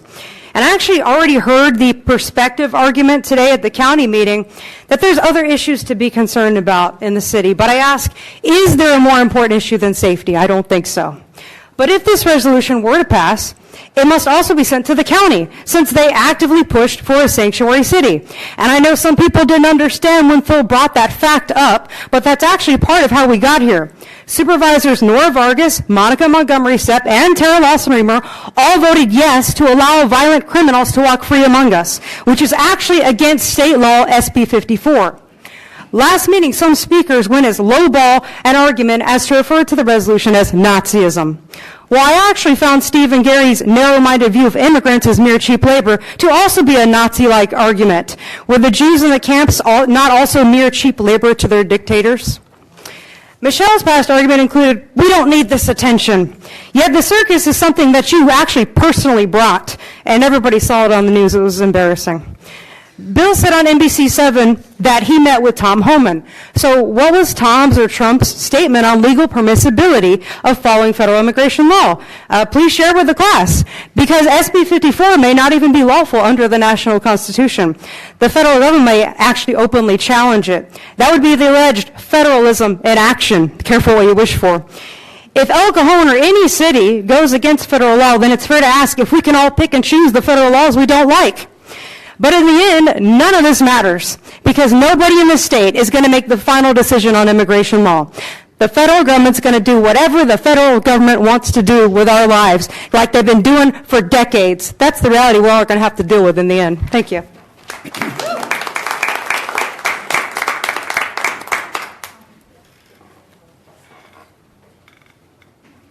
Do we have the next five? Brenda Hammond, Tony Sotile, Lisa Gonzalez. Three.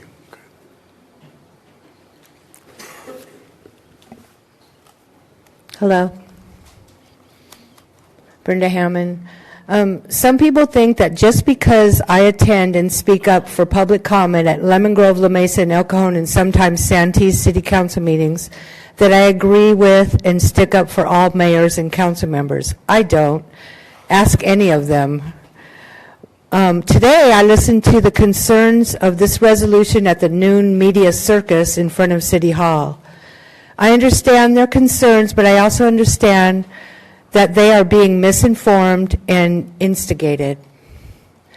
One in particular is a doctor of psychology. Oh, I had to walk away when she claimed she knew more about homeless people than the mayor. I know more about homelessness than both of you put together. I'm just kidding with you. That's okay. And I will not repeat why, and you know why. As I left that hot mess, I mentioned that the doctor needs to go back to school or be homeless for 15 years herself. She was saying some horrible things. A PhD is a doctrine. It does not make you a doctor. It's a label and nothing more.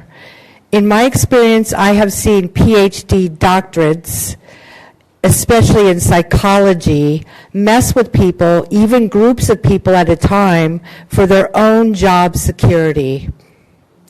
Especially those pop-up church ministers that call themselves doctors. Mayor, city council, and staff, I like the way this is worded. This resolution is worded. It is clear and it protects the residents, homeless or not, and the city. I recommend it passes.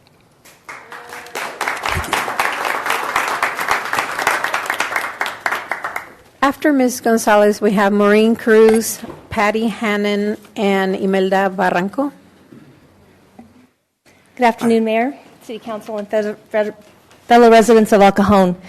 My name is Lisa Gonzalez, and I'm a legal tax-paying resident of our city, and like thousands of others, voted to renew Measure J to ensure funding for vital public safety services. I stand here today in support of a simple but essential principle, that the interest and safety of our legal and tax-paying citizens must come first. I strongly support allowing our El Cajon Police Department to cooperate with federal law enforcement, specifically for the purpose of removing serious and violent offenders in our community. And this is simply common sense. Public safety is not a political issue. It's a fundamental responsibility of government, and yet across California, misguided principles and policies are allowing violent criminals to remain in our communities, putting innocent people at risk. Cities have been pressured to ignore laws designed to protect the public, creating an environment where lawlessness thrives and accountability is abandoned. And we see the result: rising crime, shattered trust, and a sense of fear in residents who simply want to live in safe neighborhoods. By passing this, it affirms our commitment to protecting law-abiding, tax-paying citizens and ensuring that violent criminals are held accountable to the fullest extent of the law. So I urge the City Council to support this resolution unequivocally. By doing so, you will send a clear message that El Cajon will always prioritize the safety of its residents and lead the way for other cities that are ready to do the same. Thank you.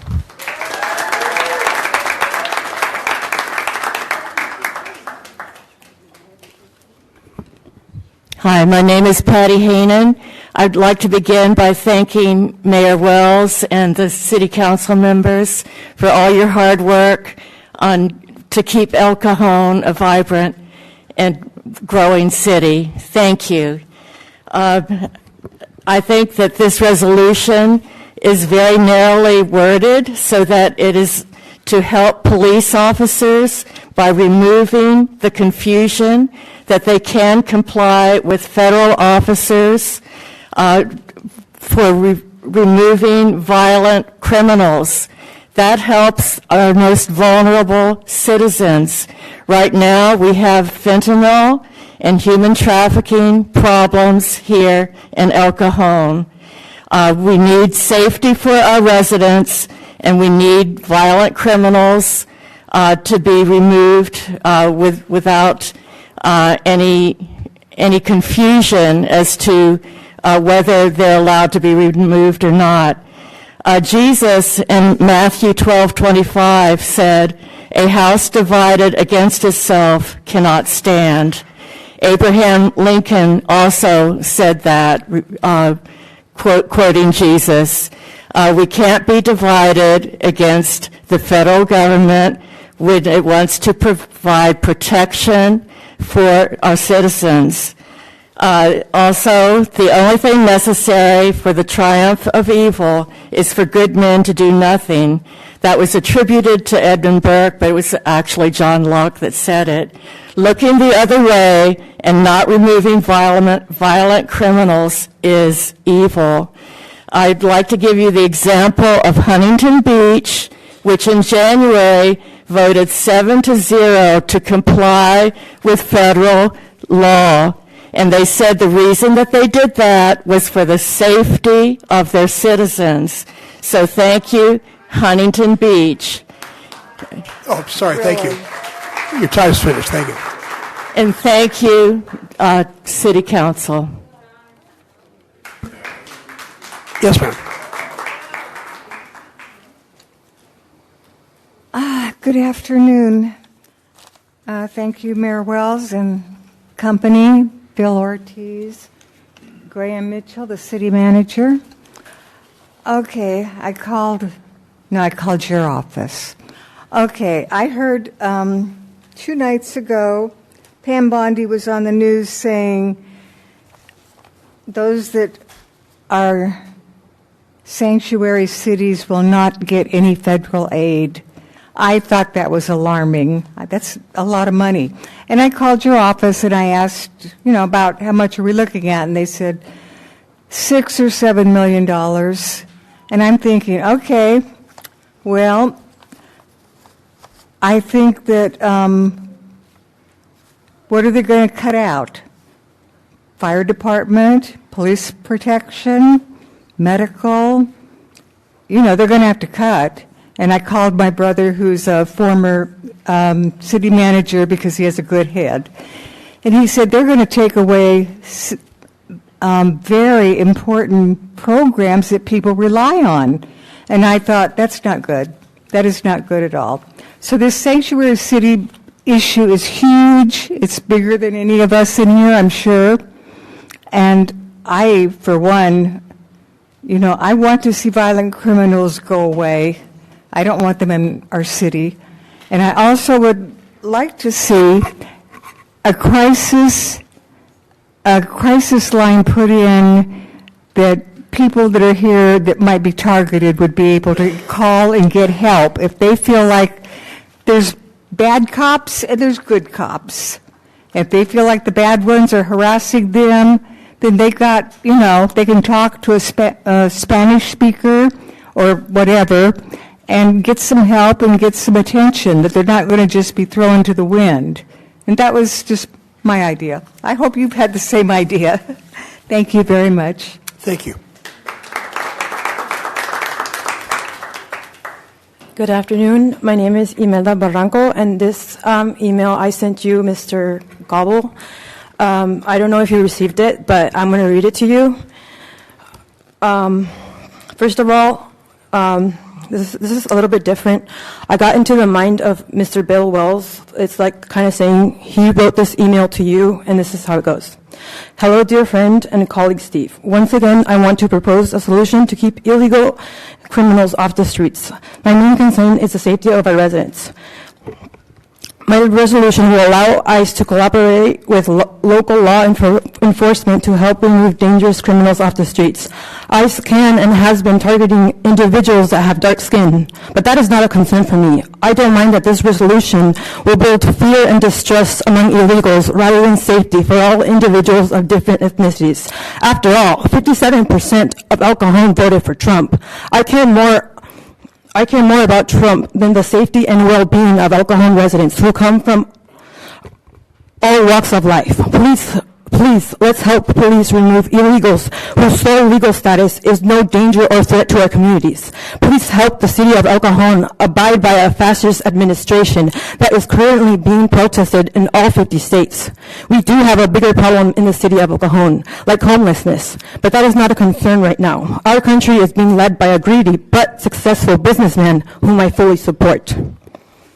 So, my question is, just ask yourself, if this is the solution, why you have so many people against it? That is it. Thank you for having me speak.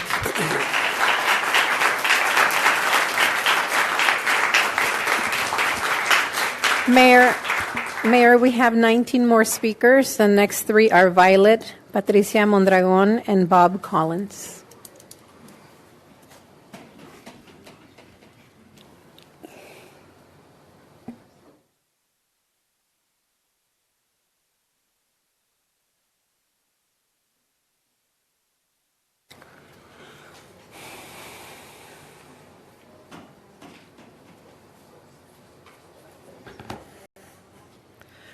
Good afternoon, Patricia Mondragon, Regional Policy Manager for Alliance San Diego.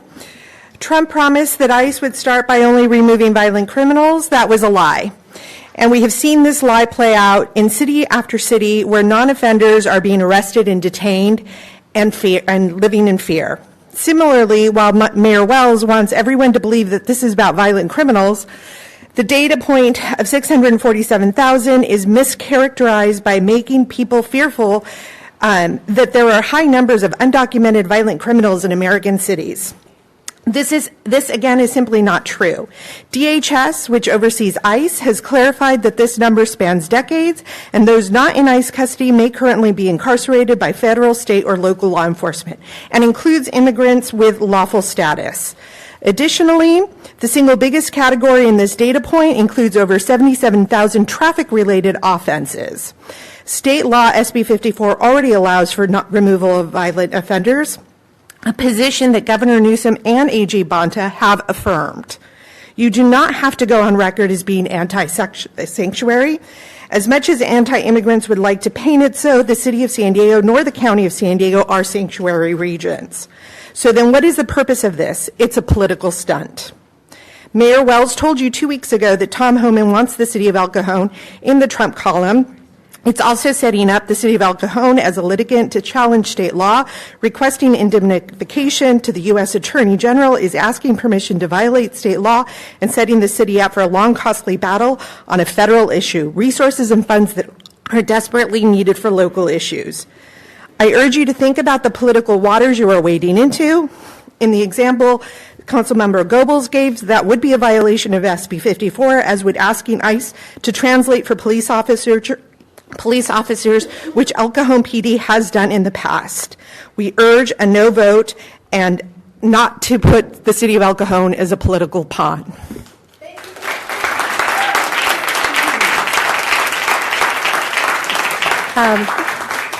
After Violet, we have Bob Collins, Dr. Sergio Conti, and Jose Cruz.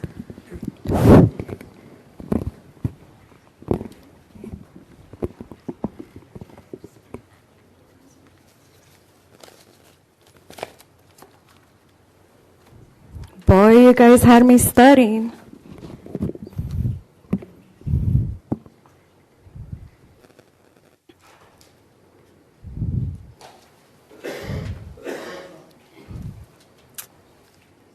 Okay. Whenever I'm ready? Yeah, go ahead. Yeah, okay. Hi, City Council. I'm not addressing the mayor, who has been investigated by the FBI. I'm good on that. I want to address my City Council, who means a lot to me because I live in the city and we have worked together. You guys said that we're not a sanctuary city, but yet in front of you we see 400 plus violent sex offenders that reside here in El Cajon. If nobody has seen it, this is a picture. This is only here in downtown. You guys need to make your research and see that we have violent criminals already here in El Cajon that are not immigrants. Second of all, I spoke to the sheriffs today, and they communicated to me that we have a website where all the police departments, it's called Crime Watch, and on there we could see the statistics of our city and the crime that has been committed in our city on present time. It is right in front of you. As you could see, a lot of crimes are not violent. They are in-house. For example, our homeless problem that we as people have been working on. I could say that I have because I've been to your town hall meetings plenty of times. My question is to you. Why are we still considered the dump of San Diego? Why are we still allowing this? Why are we entertaining this false, lawless proposal that really is going to get us into some deep shit, legal shit, that we're not going to be able to get out of? Sorry. Mr. Goebel, you're an educator. Please educate yourself first. Do not pass the proposal yet. Talk to your insurance carrier. Talk to people like, for example, the board of directors, the board of supervisors. Thanks how are very we much. gonna? Your time is up. How are we gonna work Ma'am, together? your time is up. You need to stop. Ma'am, you need to stop. I'll have it removed from the chambers.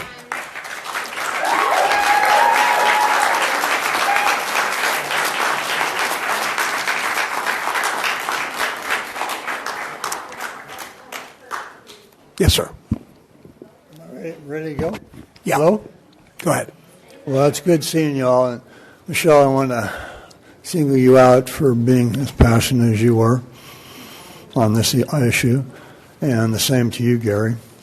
I sort of got an idea what race discrimination was like as a kid. I grew up in a predominantly Spanish-American Catholic church. The white population was only 10% of that church. And I carried around a target on my head. And that image is not going away. So I can only imagine what the immigrant community is doing. Now, I was here at the last meeting. I heard about what you did at the first meeting. I guess third time's the charm. But the action you're going to take today is divisive. It's not inclusive. And to the immigrant community, perception is reality. It's open season on them again. If they don't have their papers, they must be doing something wrong. Do I carry papers? No. I don't have to. I'm white. And have you seen the films that have been taken of these ICE raids in other cities in the United States? I mean, it looks like the paratroopers have been dropped in. And in this one raid, they came up with a total of 1. Now, that ain't going to make Trump happy. He wants the quotas raised. And that's what my concern is. Although this resolution may be well-meaning, eventually it's going to get to the point, well, if you're not in the right, makeup, and it looks like you might be not doing something right, we're going to pull you over.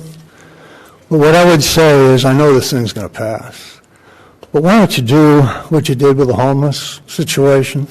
You had forums where people could talk. And at those forums, you should be able to say, going forward, just how effective is this policy? And what impact is this having? Am I up to 2 minutes already? Yeah, you are. Oh, I'm sorry. I had a lot more to say. I understand.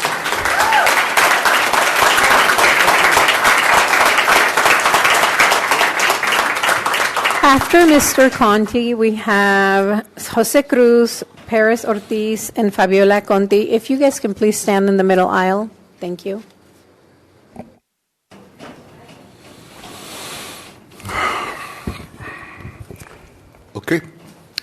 My name is Dr. Sergio Conti. I am a resident of El Cajon for District 4. Sorry. Okay, and let me start saying that undocumented people are human too. Okay? I want you to understand that. My life in El Cajon is, I like it. This is like a small war, you know. Every Monday I go to Main Street and I buy for my favorite Middle Eastern restaurant, the lamb kuzi, delicious. And on Wednesday I go to my market restaurant in Main Street too, and I like to buy birria. And this is El Cajon. There are 70 communities, I believe Gary said that, living here. And I never saw a drug dealer. I don't know if I'm lucky or, you know, I go to Renette Park every evening with my wife and little dog. And the Arabs are saluting us, you know, there's a lot of children playing cricket. They came from Afghanistan, you know, they play cricket. I don't know if you know that.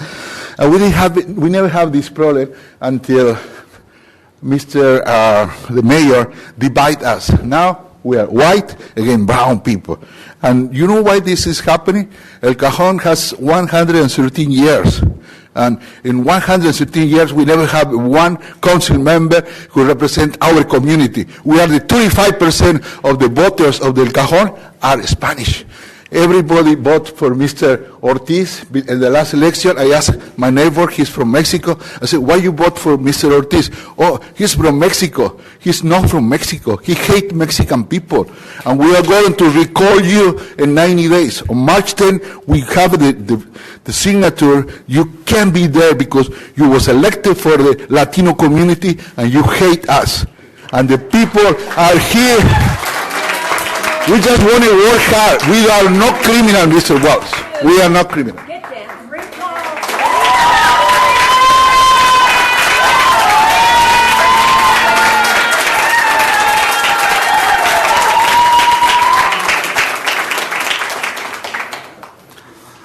Hello, everyone. I'm here again, and I'm sad to say that I'm here again because we thought we had settled this 2 weeks ago, but apparently not.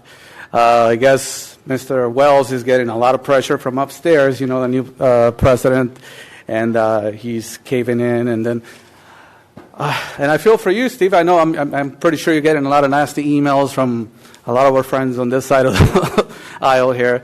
But I want to say that this resolution is, you know, you claim it's all about criminals and this and that.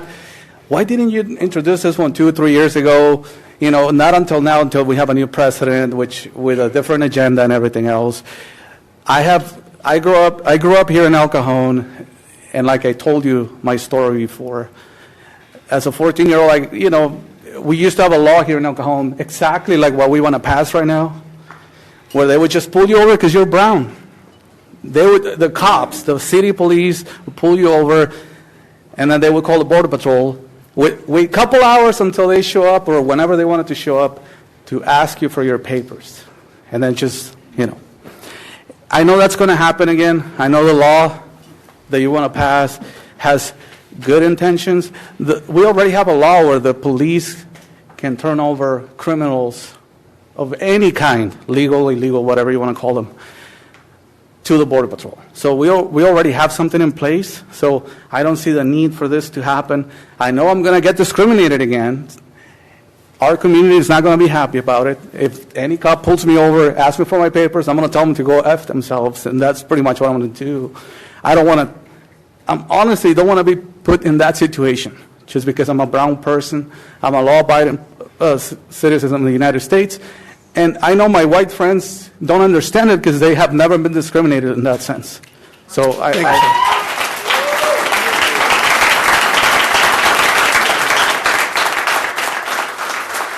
So we have Paris Ortiz, Fabiola Conti, and Tom Galloway.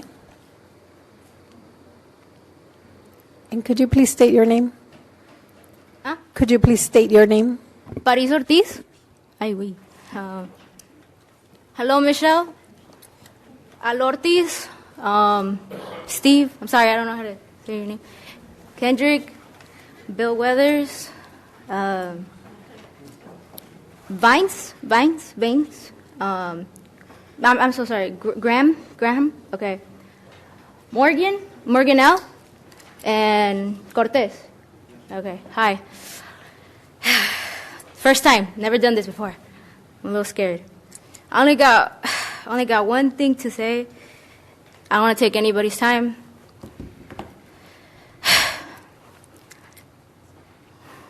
I'd rather die on my knees than live on my knees. Emilio Zapatillas. If you know what that means, you know. But yeah, thank you so much. Yeah, I'm out of here.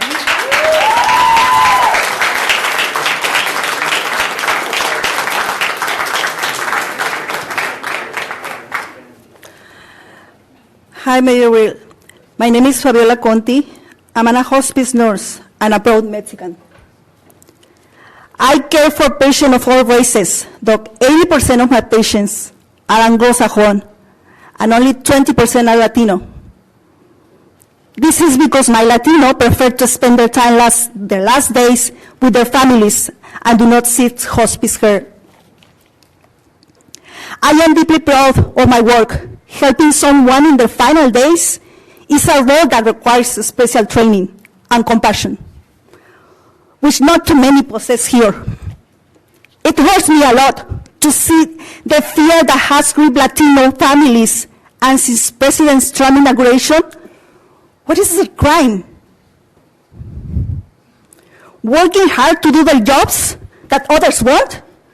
The ones who repair the streets, serves as a gardeners, and serving the restaurants often at Mexicans. Striving to provide for their families, they're working hard. Mayor Walz, how can you sleep at night knowing the harm you're causing to the Latinos in El Cajon?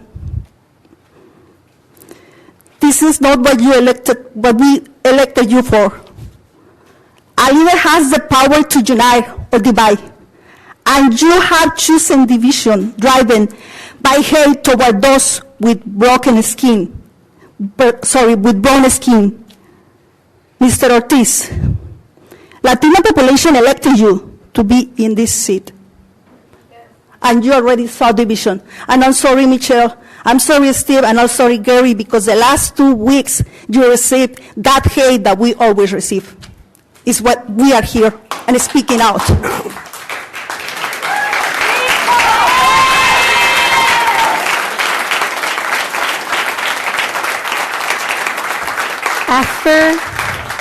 After Mr. Galloway, we have Linda, Alicia, and Sarah. I thought I lost my speech. Have you heard of 287G? I've heard of 54 or something. But 287G. Sir, can you stand in front of the microphone, please? 287G is what you should be. Should be where you're looking in the INS rule books or laws actually, and Mr. Foley has the actual section of the law. So 287 and this. How much of this do you have to pursue mass deportations? And it isn't just the money. Some counties, for their first year, and I think most of the county problem is here, spent $6.4 to $4.8 million on their portion of 287G. The only thing that the federal government gives you is the training, the transportation to the training, and the equipment, the computer programming for that. Otherwise, it's all on the backs of the taxpayers in this city. Are these people going to want you anymore? You know, I don't believe in a sanctuary city. I really believe in where the law ends, tyranny begins. And if you follow the law, 287G and whatever laws you have to look for, what you're going to be doing is doing regular police work and not sweeping areas and looking them up.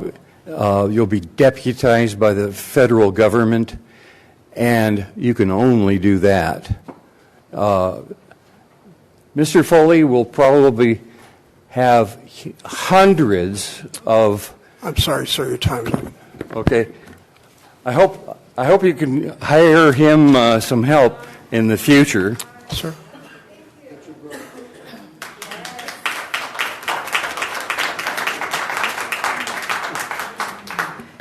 Could you please state your name for us, Miss?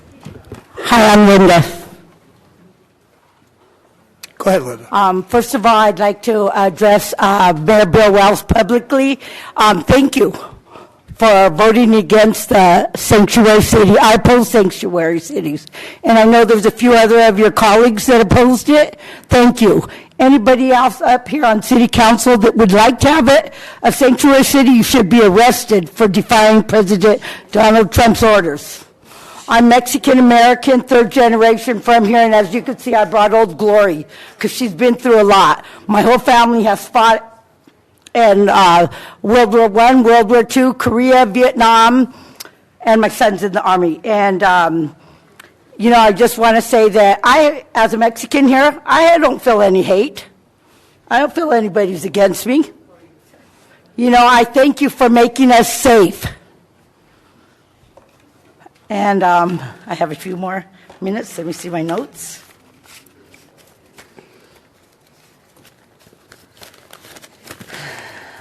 Let me see.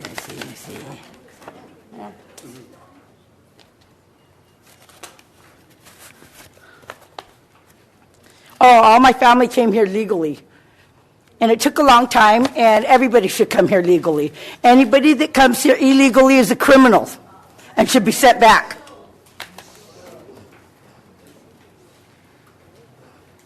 And I'm not racist, I'm a Mexican, but I'm American by blood. Yes. Let me hang Old Glory on me. Ladies and gentlemen, let her speak. It's her time. Anybody that wants to protest and burn our flag should be arrested also.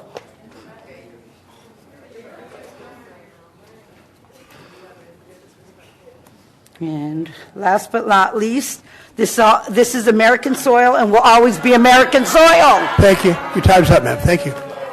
Thank you.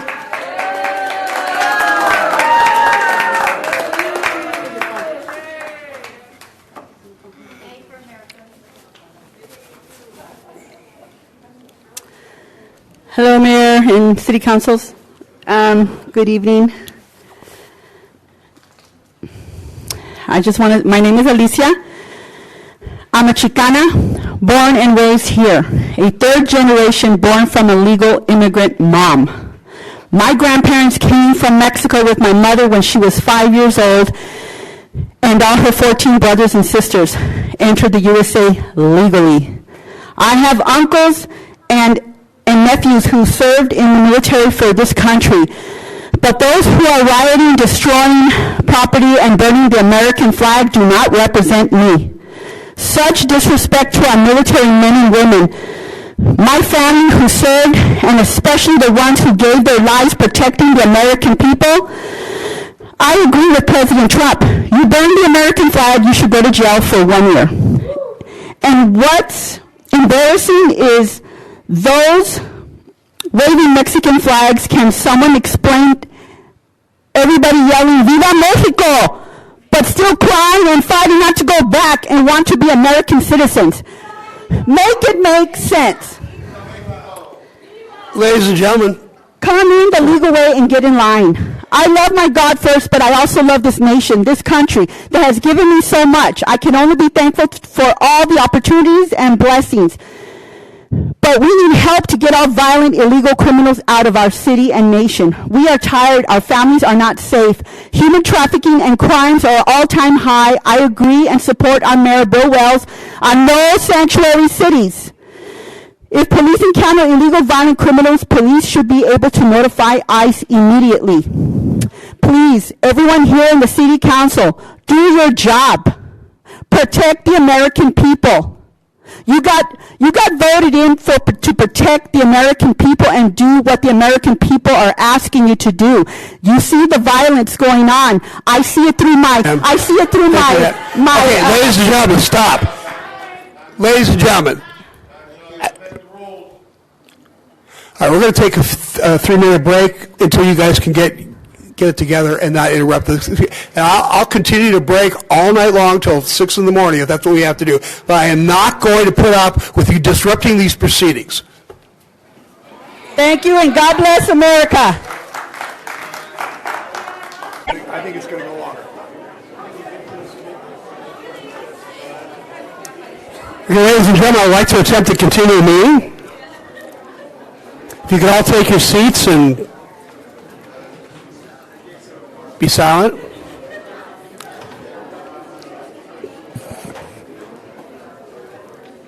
The next speakers are Sarah, Tialok Lira Prado, and Eva Pacheco. If you can please come down the aisle.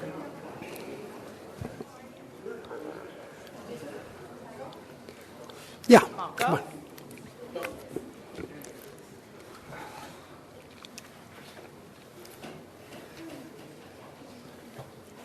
Good evening. Ready? Okay.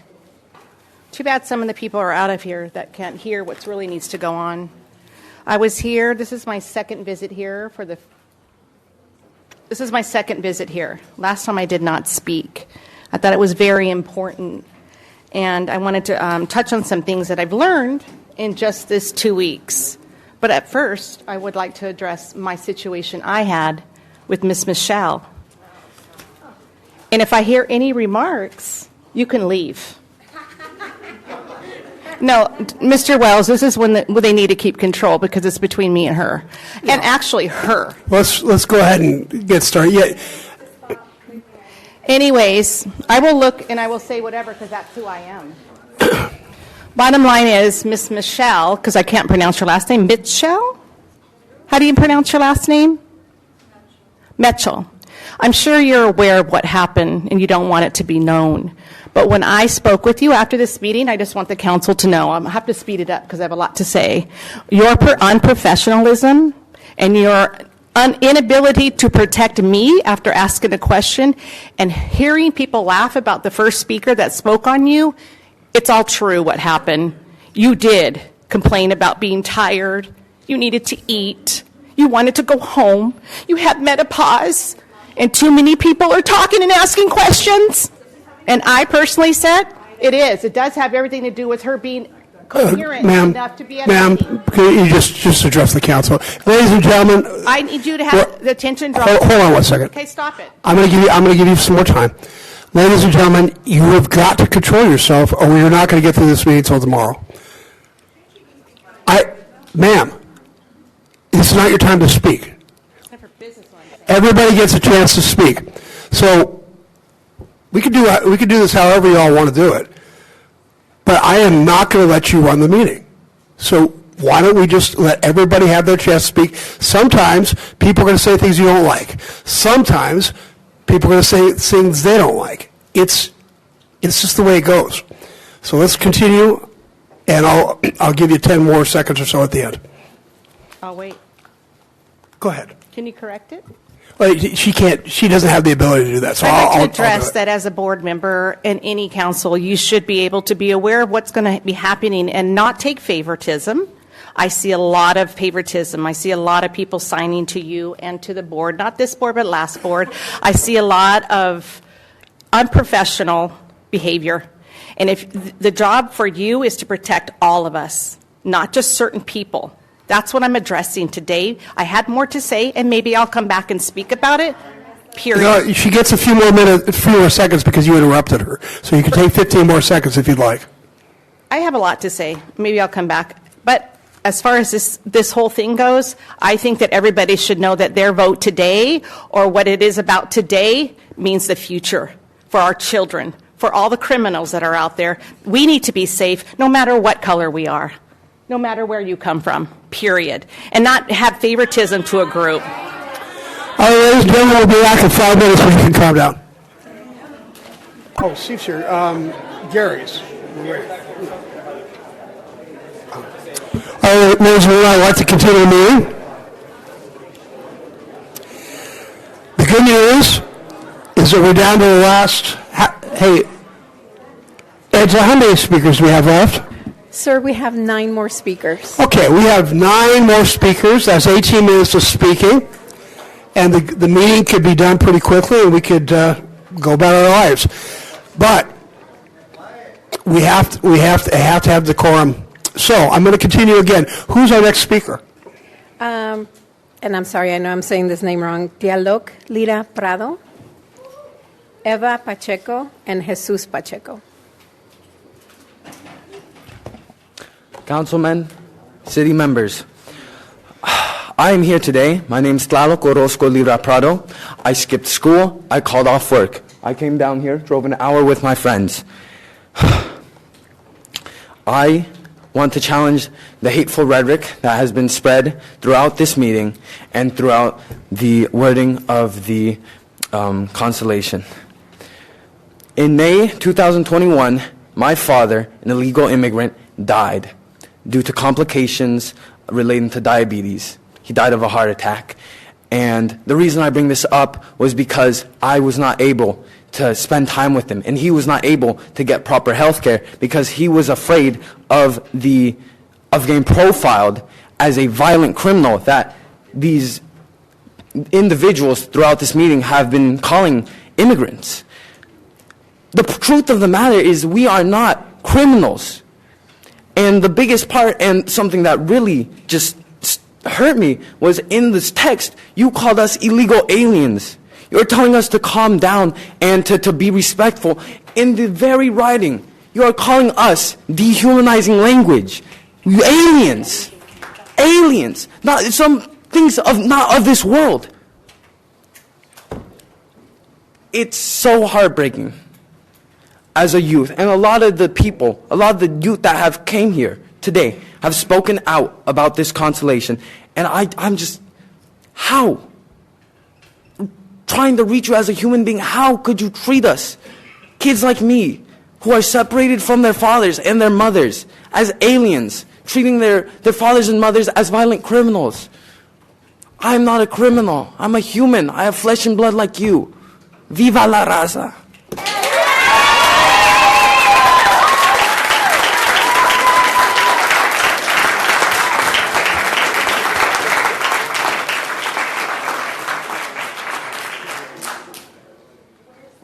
Here we go again, for the 3rd time.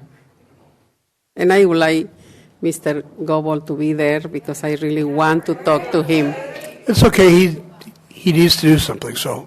Oh, he's okay, coming back. He's coming. Because I really... Ladies and gentlemen, ladies and gentlemen, I do not want to hear you calling out from the gallery. We will stop again. I can do this all night. If you can't behave, I'm going to take the meeting up to the 5th floor. We'll invite the press, and we'll leave you out of it because you can't behave. So this is the warning. I'm not kidding around with you. I'm happy to let you speak, but you got to be respectful. Now, everybody's here. Please start our time over. Let's let her have the whole time. Do you know, council members, I've been praying for you.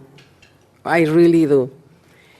Because we are here again for the same situation. There is no need for a resolution, Mr. Wills. No need. You very proud said, I'm doing this because I need to respond to the people who voted for me. But you are the mayor of El Cajon. You represent us, even I didn't vote for you. The only thing that I can say, in my community, what you have created is hate, despair, division. That's what you have created with this resolution that is nothing else but your political career. Because you really said that you met with Tom Hamas, you have to keep your commitment to him, to cooperate with ICE. That's what it is. And who you are targeting, the Latino community, and we are already seeing. Mr. Gobel, I'm sorry that you changed your mind and you changed your position, but I can tell you, this is not good for you. And everyone here came to this country illegally. Everyone, but the Native American. We are in a land of indigenous people. And that's what we are seeing right now. This land belongs to everyone. Thanks, ma'am. Your time is up. Thank you.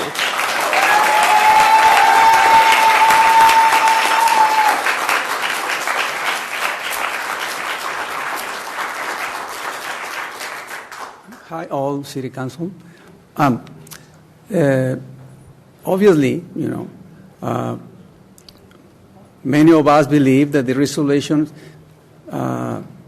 there is no purpose of the resolution because there is rule, regulations, and laws that address the concerns of all of us.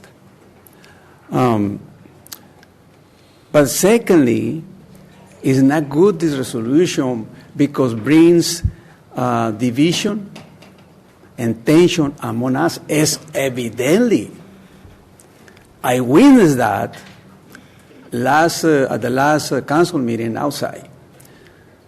But I can assure Michelle that we respect you because you are taking a position to serve the entire community, no matter what. Maybe there are some disagreements, but justice will prevail. And we stand behind you 100%. Thank you for representing us, the community. Thank you.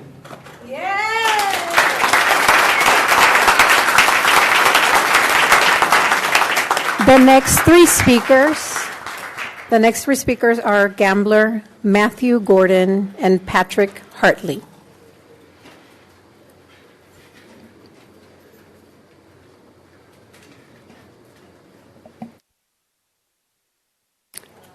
Let's go to the next one.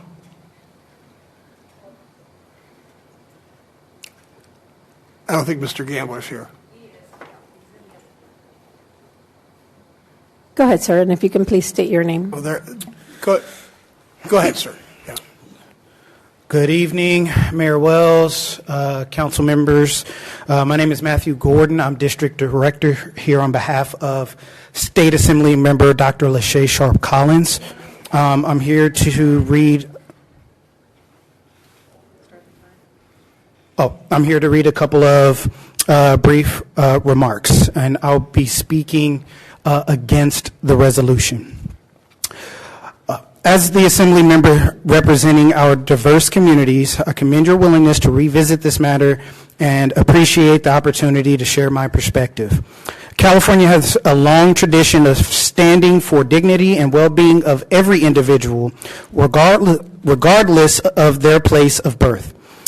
SB 54 continues that tradition by clarifying the role of local law enforcement, cultivating trust, and remaining committed to inclusion. In El Cajon, many families, immigrant and non-immigrant alike, work hard each and every day to build better lives. By promoting policies that respect and protect all residents, we send a message that every person in our community has worth and is deserving of security and opportunity.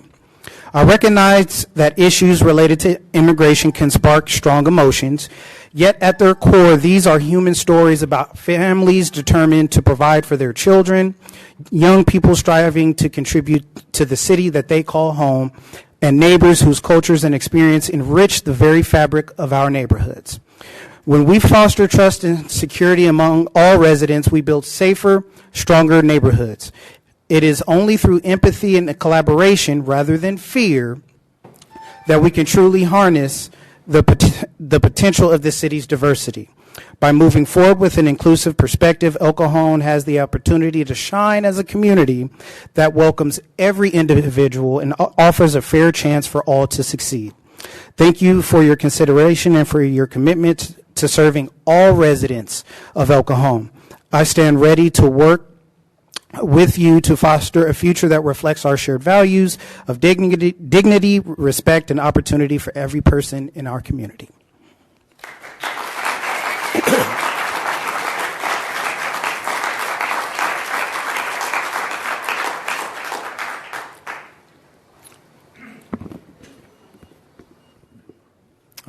Thank you, Honorable Mayor and City Council. Unfortunately, voting no on this proposal does not get ICE out of our community. ICE is already in this community. ICE can and will continue to operate in El Cajon, but we don't need our police officers collaborating with ICE to terrorize our residents. State and local police still enforce state and local criminal laws against anyone. Even in California, local law enforcement is directed to notify ICE if the defendant is convicted of a violent crime. Officials still send fingerprints of anyone arrested to the FBI, which the FBI can choose to share with ICE. Nearly all of California's cities and counties are complying with state law, which makes it illegal for them to assist ICE. I urge you to vote no on this xenophobic resolution. Immigrants contribute $100 billion to the American economy in 2022. That's from Bloomberg. $8.7 billion in California. The lady earlier claimed that she saw a bus full of military-age men. That's fear-mongering. Did they do anything to her? Did they say anything? Did you talk to them? Did they make you feel fear, or did they just make you feel uncomfortable? You don't have the right to intellectual safety. The First Amendment doesn't protect from being uncomfortable. Just because people of a different color or a different religion or different nationality or have different opinions make you uncomfortable does not violate any laws. People out here are talking about they need protection. Protect you from what? People who just want to go to school? Protect you from going to work? To jobs that, let's be honest, most white people won't do themselves. Everyone is complaining about people coming here from certain countries because America destabilizes and assassinates leaders in those countries. We're not willing to admit. But we don't want to have that conversation. It's easier to blame Americans' problems on immigrants. Thank you, sir. I appreciate it. Thank you.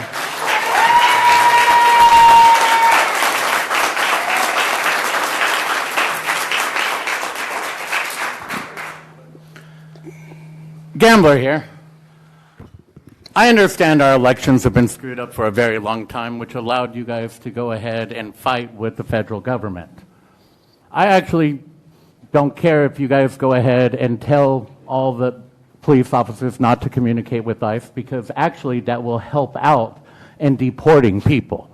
Because we won't be deporting them from the prison, we'll be deporting them from houses. And this is exactly what everyone here that is protesting wants. They want the cops to go to a household and make a scene so that we could go ahead and further divide our nation. And that is what you guys have been doing for the past, 4 years? Until suddenly Donald Trump becomes president, and then you have a moral epiphany that you guys all of a sudden have balls to go ahead and say something. Well, I've been saying shit to the point that the county has thrown me in jail because I want to talk about election fraud, and they don't want to talk about it. I've asked you to go ahead and look into the election fraud that is coming from homeless facilities that you ran around and grabbed from all over the county in 2020.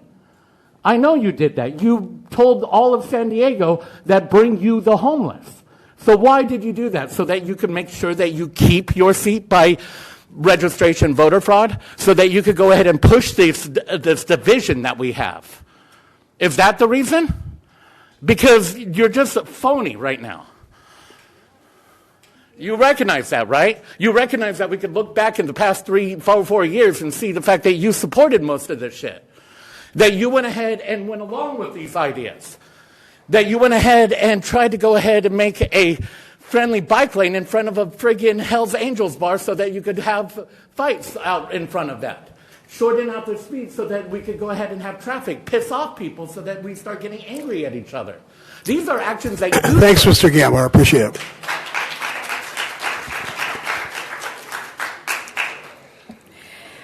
Before I call the last three speakers, we did receive 7 emails, which I did forward to you. 6 were against and 1 in support of the proposal. Thank you. I appreciate it. And the last 3 speakers are Elena Clemente, Jose Acuna, and Jim Uribe.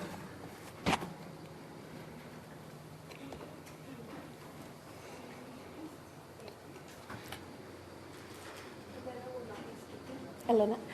Okay. Elena will not be speaking, so if Mr. Jose Acuna and Jim Uribe could please come down.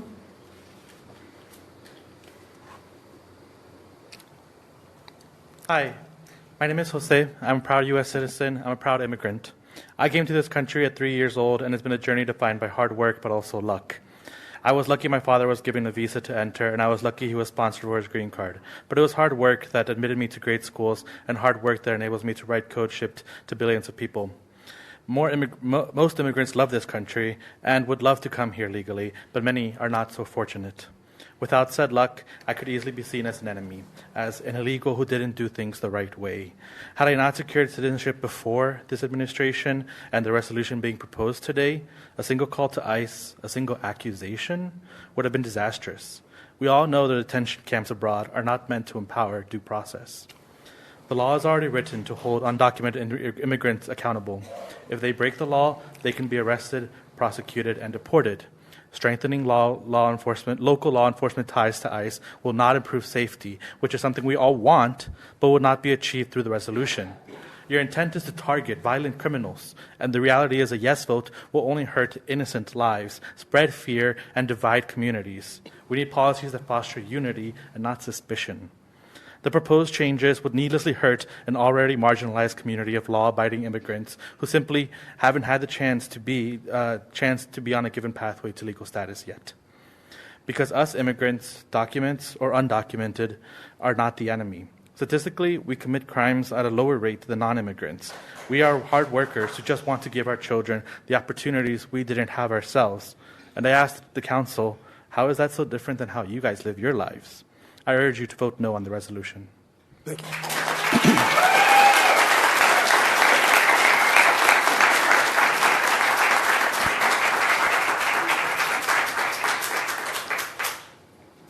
Wilson. Council members, first of all, I do support the proposed resolutions. However, I do wish there had been a change, and that change would have been in that first section, which reads, the city intends to follow federal law.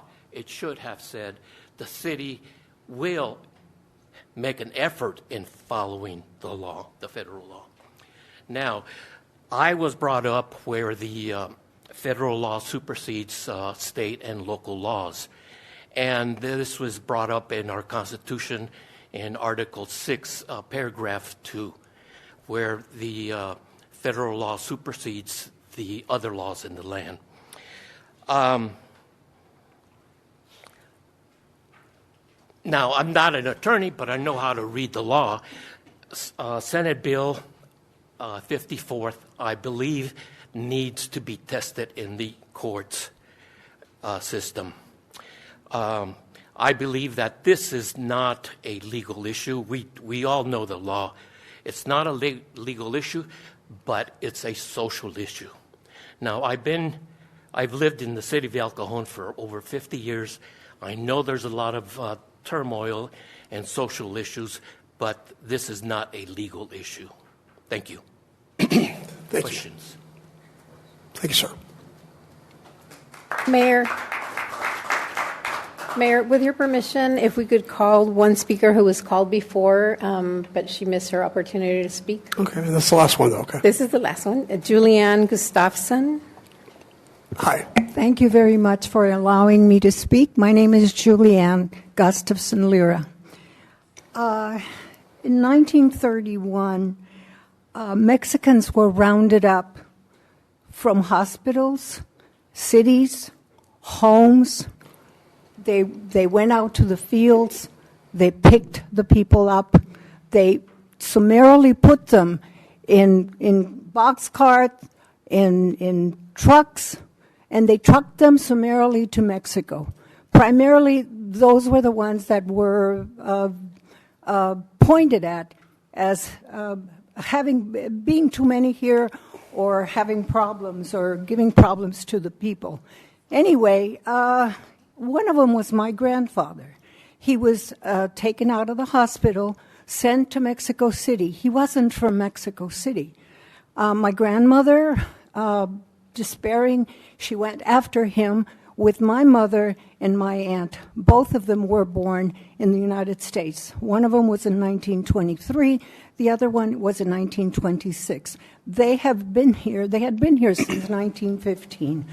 What I'm trying to say is that people that do not learn history and do not remember history, it will be, as we can see, it will be done again, and we need to learn from that.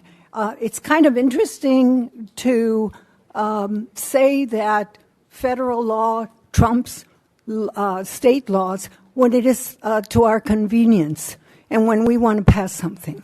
We returned back to this country in 1954, and we have prospered. That's all I have to say. Thank you.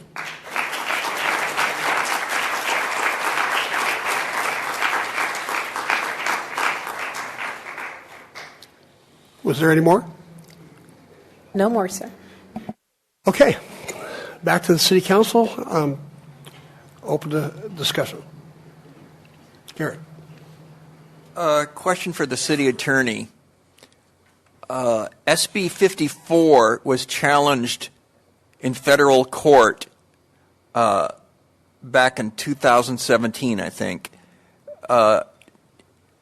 And could you tell us a little bit about that? I will try. Yes, SB 54 was challenged by the federal government in a federal court here in California. And I got a lot of feedback apparently. But the case ended up through district court being ruled constitutional with certain limitations. There was a portion of, let me take it back. There were 3 laws that were challenged at the same time, all related to similar immigration issues. After the district court made its decision, the Ninth Circuit Court panel affirmed the constitutionality of SB 54 in the light of the challenge by the U.S. government, and the U.S. government petitioned for review by the U.S. Supreme Court, and that was denied.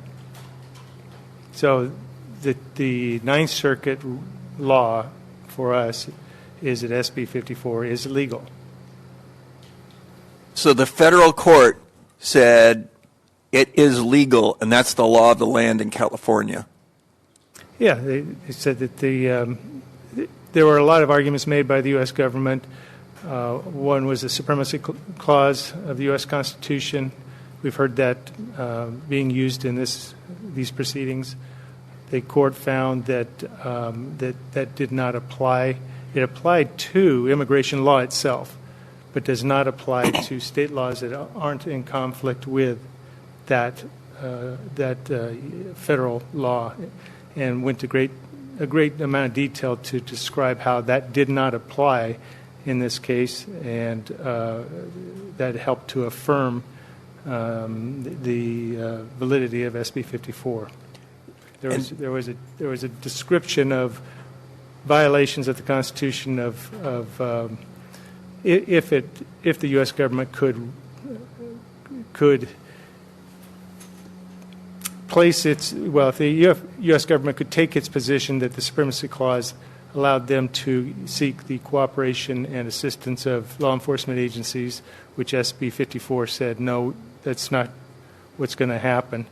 And the court found that the 10th Amendment against commandeering in other words, a separation of powers between the state and federal governments, provides that the feds can't step into the state's business, the local government and the state's businesses that are reserved to the states under the Constitution. Okay. But again, that's the law of the land with SB 54. And question for the city manager. If this resolution passes, what would be different in that what we would do in ordering the police procedures and policy? So as you know, in a council manager form of government, the city council establishes policy and the city manager and staff then administer that policy or implement that policy. On a day-to-day function, our operations wouldn't change with or without the resolution. But with a lot of resolutions, there's some value in at least staff understanding the policy description of the policy direction of the council, especially because we can foresee some parts of SB 54 being challenged.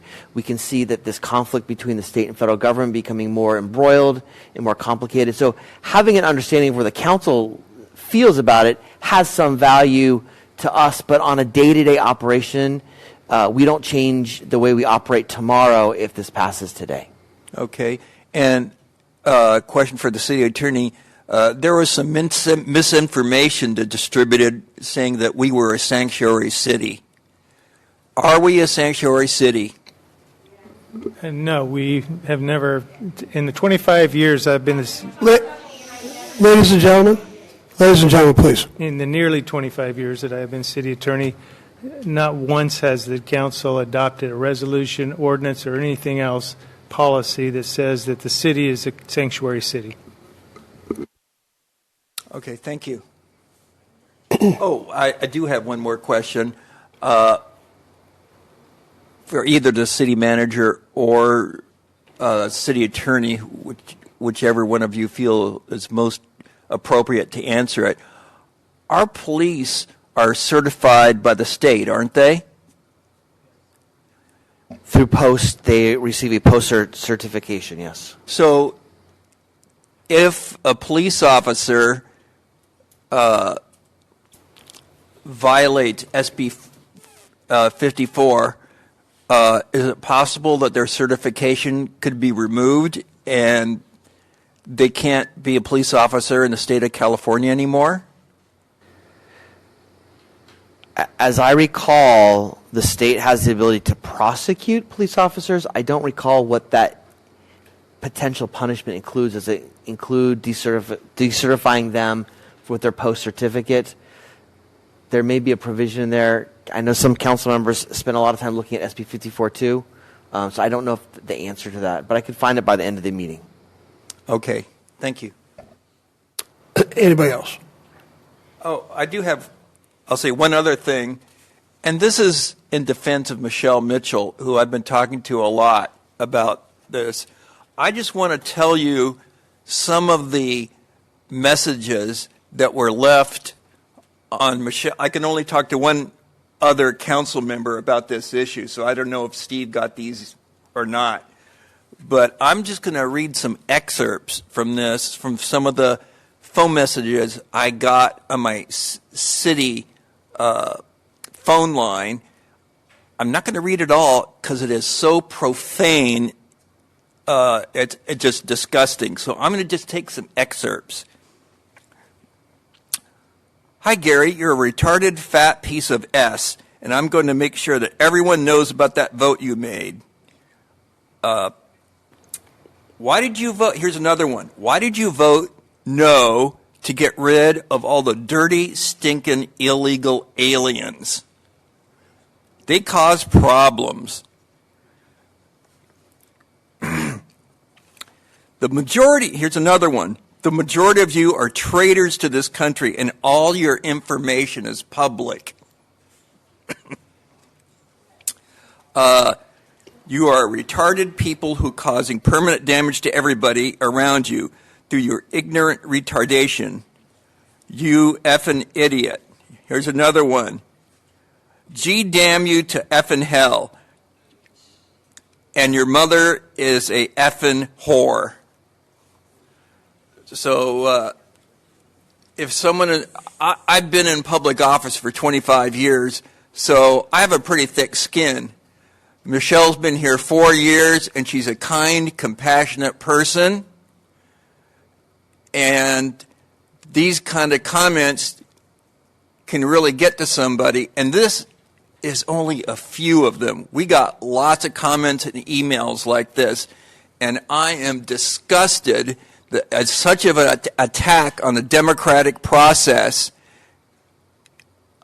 through these attempts at intimidation and the threats that completely against American democracy. So if any of you know any of these people, why don't you have a word with them? Thank you.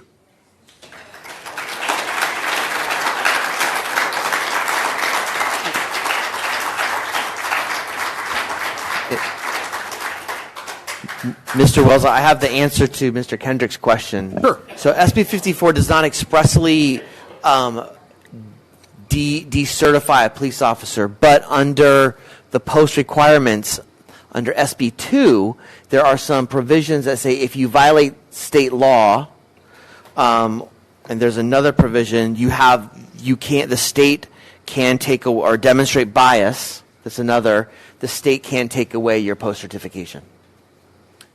Yeah, I don't want to put our police officers in jeopardy or make it difficult for them to do their job, because they really need the trust of all the people in this community. And we've got about 30% of our population that are Hispanic, and probably pretty close to another 30% that are from the Middle East. And our police officers really need their cooperation when it comes to being witnesses, reporting crimes. If people that are not white have to go to the hospital, but they're afraid to go to the hospital, and they have kids that are afraid to go to school, and a child that can't go to the hospital or to church or to Sunday school or Awanas, I think that's really bad. And what this is going to do, if they can't go to the clinics or hospitals, someone that has strep throat, it turns into scarlet fever, and they're incredibly infectious. And they'll be infecting a lot of people. And people won't be getting their vaccinations for measles and mumps and chicken pox and even worse things because they're afraid to go in for a medical help. That's not helping our community at all. I represent everybody in this city, and I have to look out for everyone. And SB 54 allows for the police to cooperate with ICE for violent criminals. And I think that's a good thing, because we want to get, all of us, I think, want to get the violent criminals out of here. But you can see from all the trouble that this resolution has caused, all the people, it's gotten really upset. This is hurting our community. This isn't helping our community.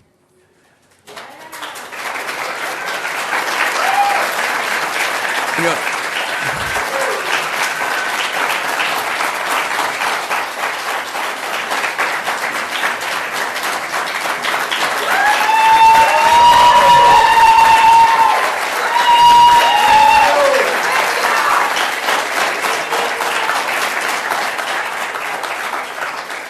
and okay, please be quiet, okay? So, when I was in charge of the Play-Doh table at Sunday school, when my son was 5 years old, I was thinking about the other day, what would I do if El Cajon police officers came in there and drug out some of those kids? Or if they asked me for a list of the names of all the kids because they're trying to find a person that's undocumented or the child of an undocumented person. So I think this is just a bad resolution. And why is it that El Cajon has to be the second city out of the 482 cities in California that that go along with SB 54? I mean, La Mesa, Santee, and all the other cities in San Diego County aren't addressing this. Let's see how this all works out through the courts. And I think there have been some comments made about the expense. We could end up with lawsuits, going on and on and on. We need to have more police officers, not fewer, because they're going to go to another city where they're not under the stress of having to figure out, okay, what law are we going to comply with? And we have a really great police department, and we vet our police officers probably better than most cities in San Diego County, because only 2 out of 65 police officers, only 2 out of 65 police officer applicants pass the background check. So our police officers have been very well vetted. And that's what makes a good police department. I want to keep every police officer that we have, and I don't want to put any more undue stress upon them. So thank you.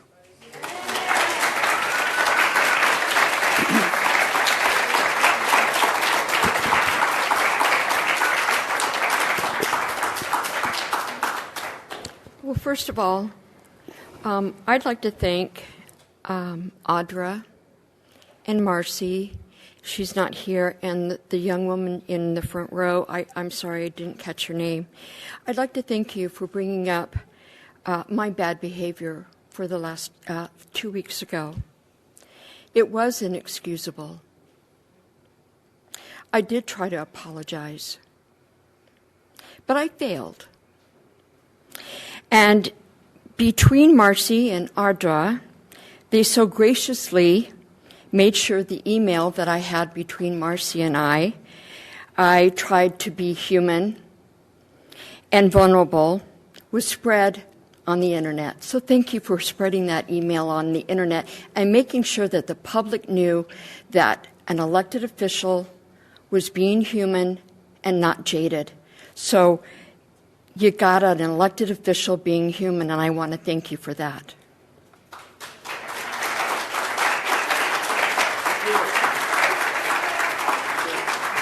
The second thing is that, yes, Amy, we have the screenshot of you on Instagram saying that. No. Amy, I'm sorry. Amy, I'm sorry, I can't. Amy, no. We can't. Ladies and gentlemen, okay, we're going to take a break. We'll come back when you can control yourself.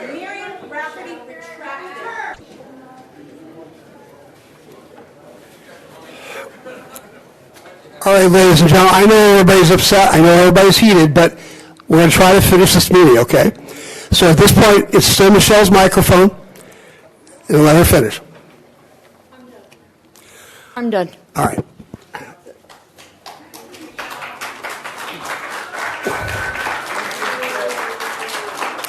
Phil, did you want to say anything? Yeah, I'll be brief. This has been 2 meetings that we've discussed this, and I'm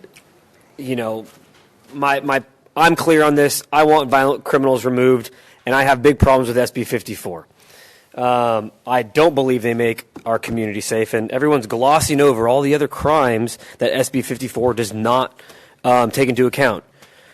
nonviolent offenses include DUIs, arson, street robbery, shoplifting, vandalism, theft, burglary, battery, disorderly conduct, vandalism, shoplifting, forgery, receiving stolen property, knowing it, fraud, drug offenses. These are all nonviolent crimes that SB 54 does not address. And it's a gap in the safety and security of our community. And I don't understand people leaning on SB 54 like it's the know-all, be-all to make our community safe. And I'm not going to be pressured into I'm not going to be pressured or bullied or shouted into saying that this resolution is something that it's not. This resolution is to get violent criminals off the street, and it's nothing else. And if people want to project, fabricate, they can do that all they want. But that's the intention. That's the direction that I want our police officers to move forward with. And the generalizations here are crazy. The generalizations of every immigrant is a criminal, that's not true. That's 100% not true. The generalization that I hate Mexicans, again, not true. And so I'm not convinced of the arguments that I've heard, because a lot of them are just conjecture and intellectually dishonest. It's saddening that and the division that I'm feeling is from both sides. And Gary, I'm sorry you got those voicemails. That's unacceptable. I'm sorry you got those. I think some of them were in the general email box or voicemail box. I'm sorry you had to get those. But and then my last comment is I appreciate Steve being thoughtful and his commitment to balancing both sides of what we've been hearing. So those are my comments, and that's it. Thank you.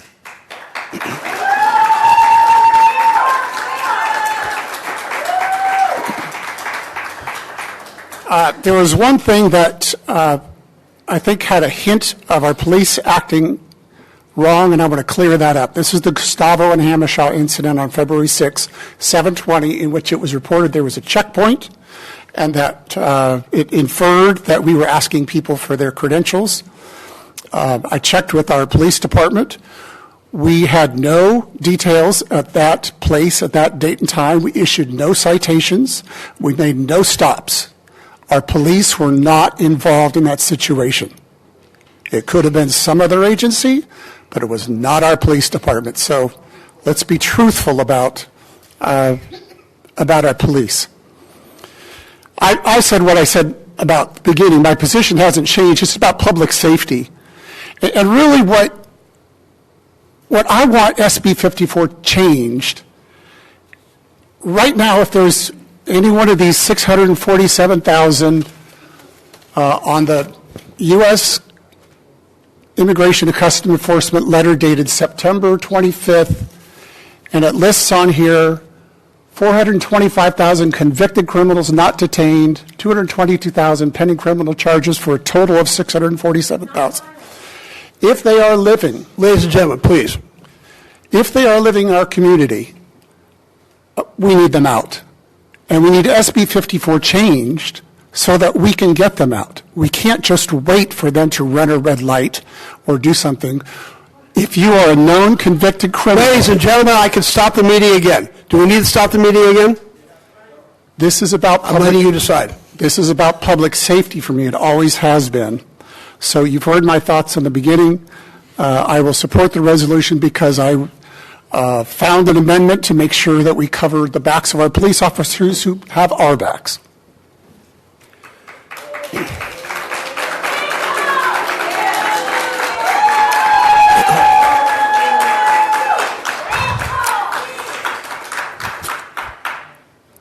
I was really surprised that this resolution was even controversial. This should have been a no-brainer. We arrest somebody for doing something bad that does not belong in this country. we should be able to do everything we can to get them out of this country. Because you know what? If we book them downtown, even if they commit a pretty serious crime, they're probably back on the street in 2 hours. It is my job to do everything I can to protect the people of El Cajon. It's also my job to represent the people of El Cajon, 57% of which said that they want to change. America is in the process of change. America is in the process of putting America first again. Some people are not going to like that. Some people are going to lose money. Some people are going to lose status. Some people whose ideology is going to be challenged by it. But let me tell you something. Those of you who came and were completely intellectually dishonest, completely disingenuous, made things up out of whole cloth, you're not doing your cause any good. People just tune you out because they know you're liars. At this point, I'd like to make a motion.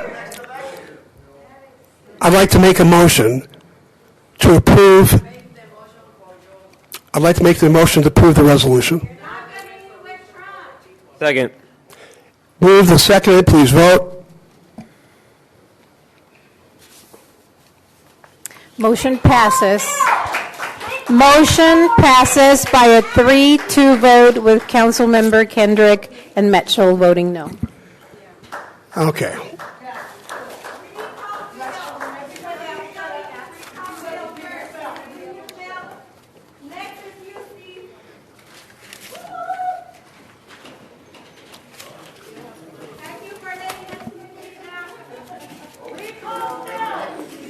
Okay, we're going to continue.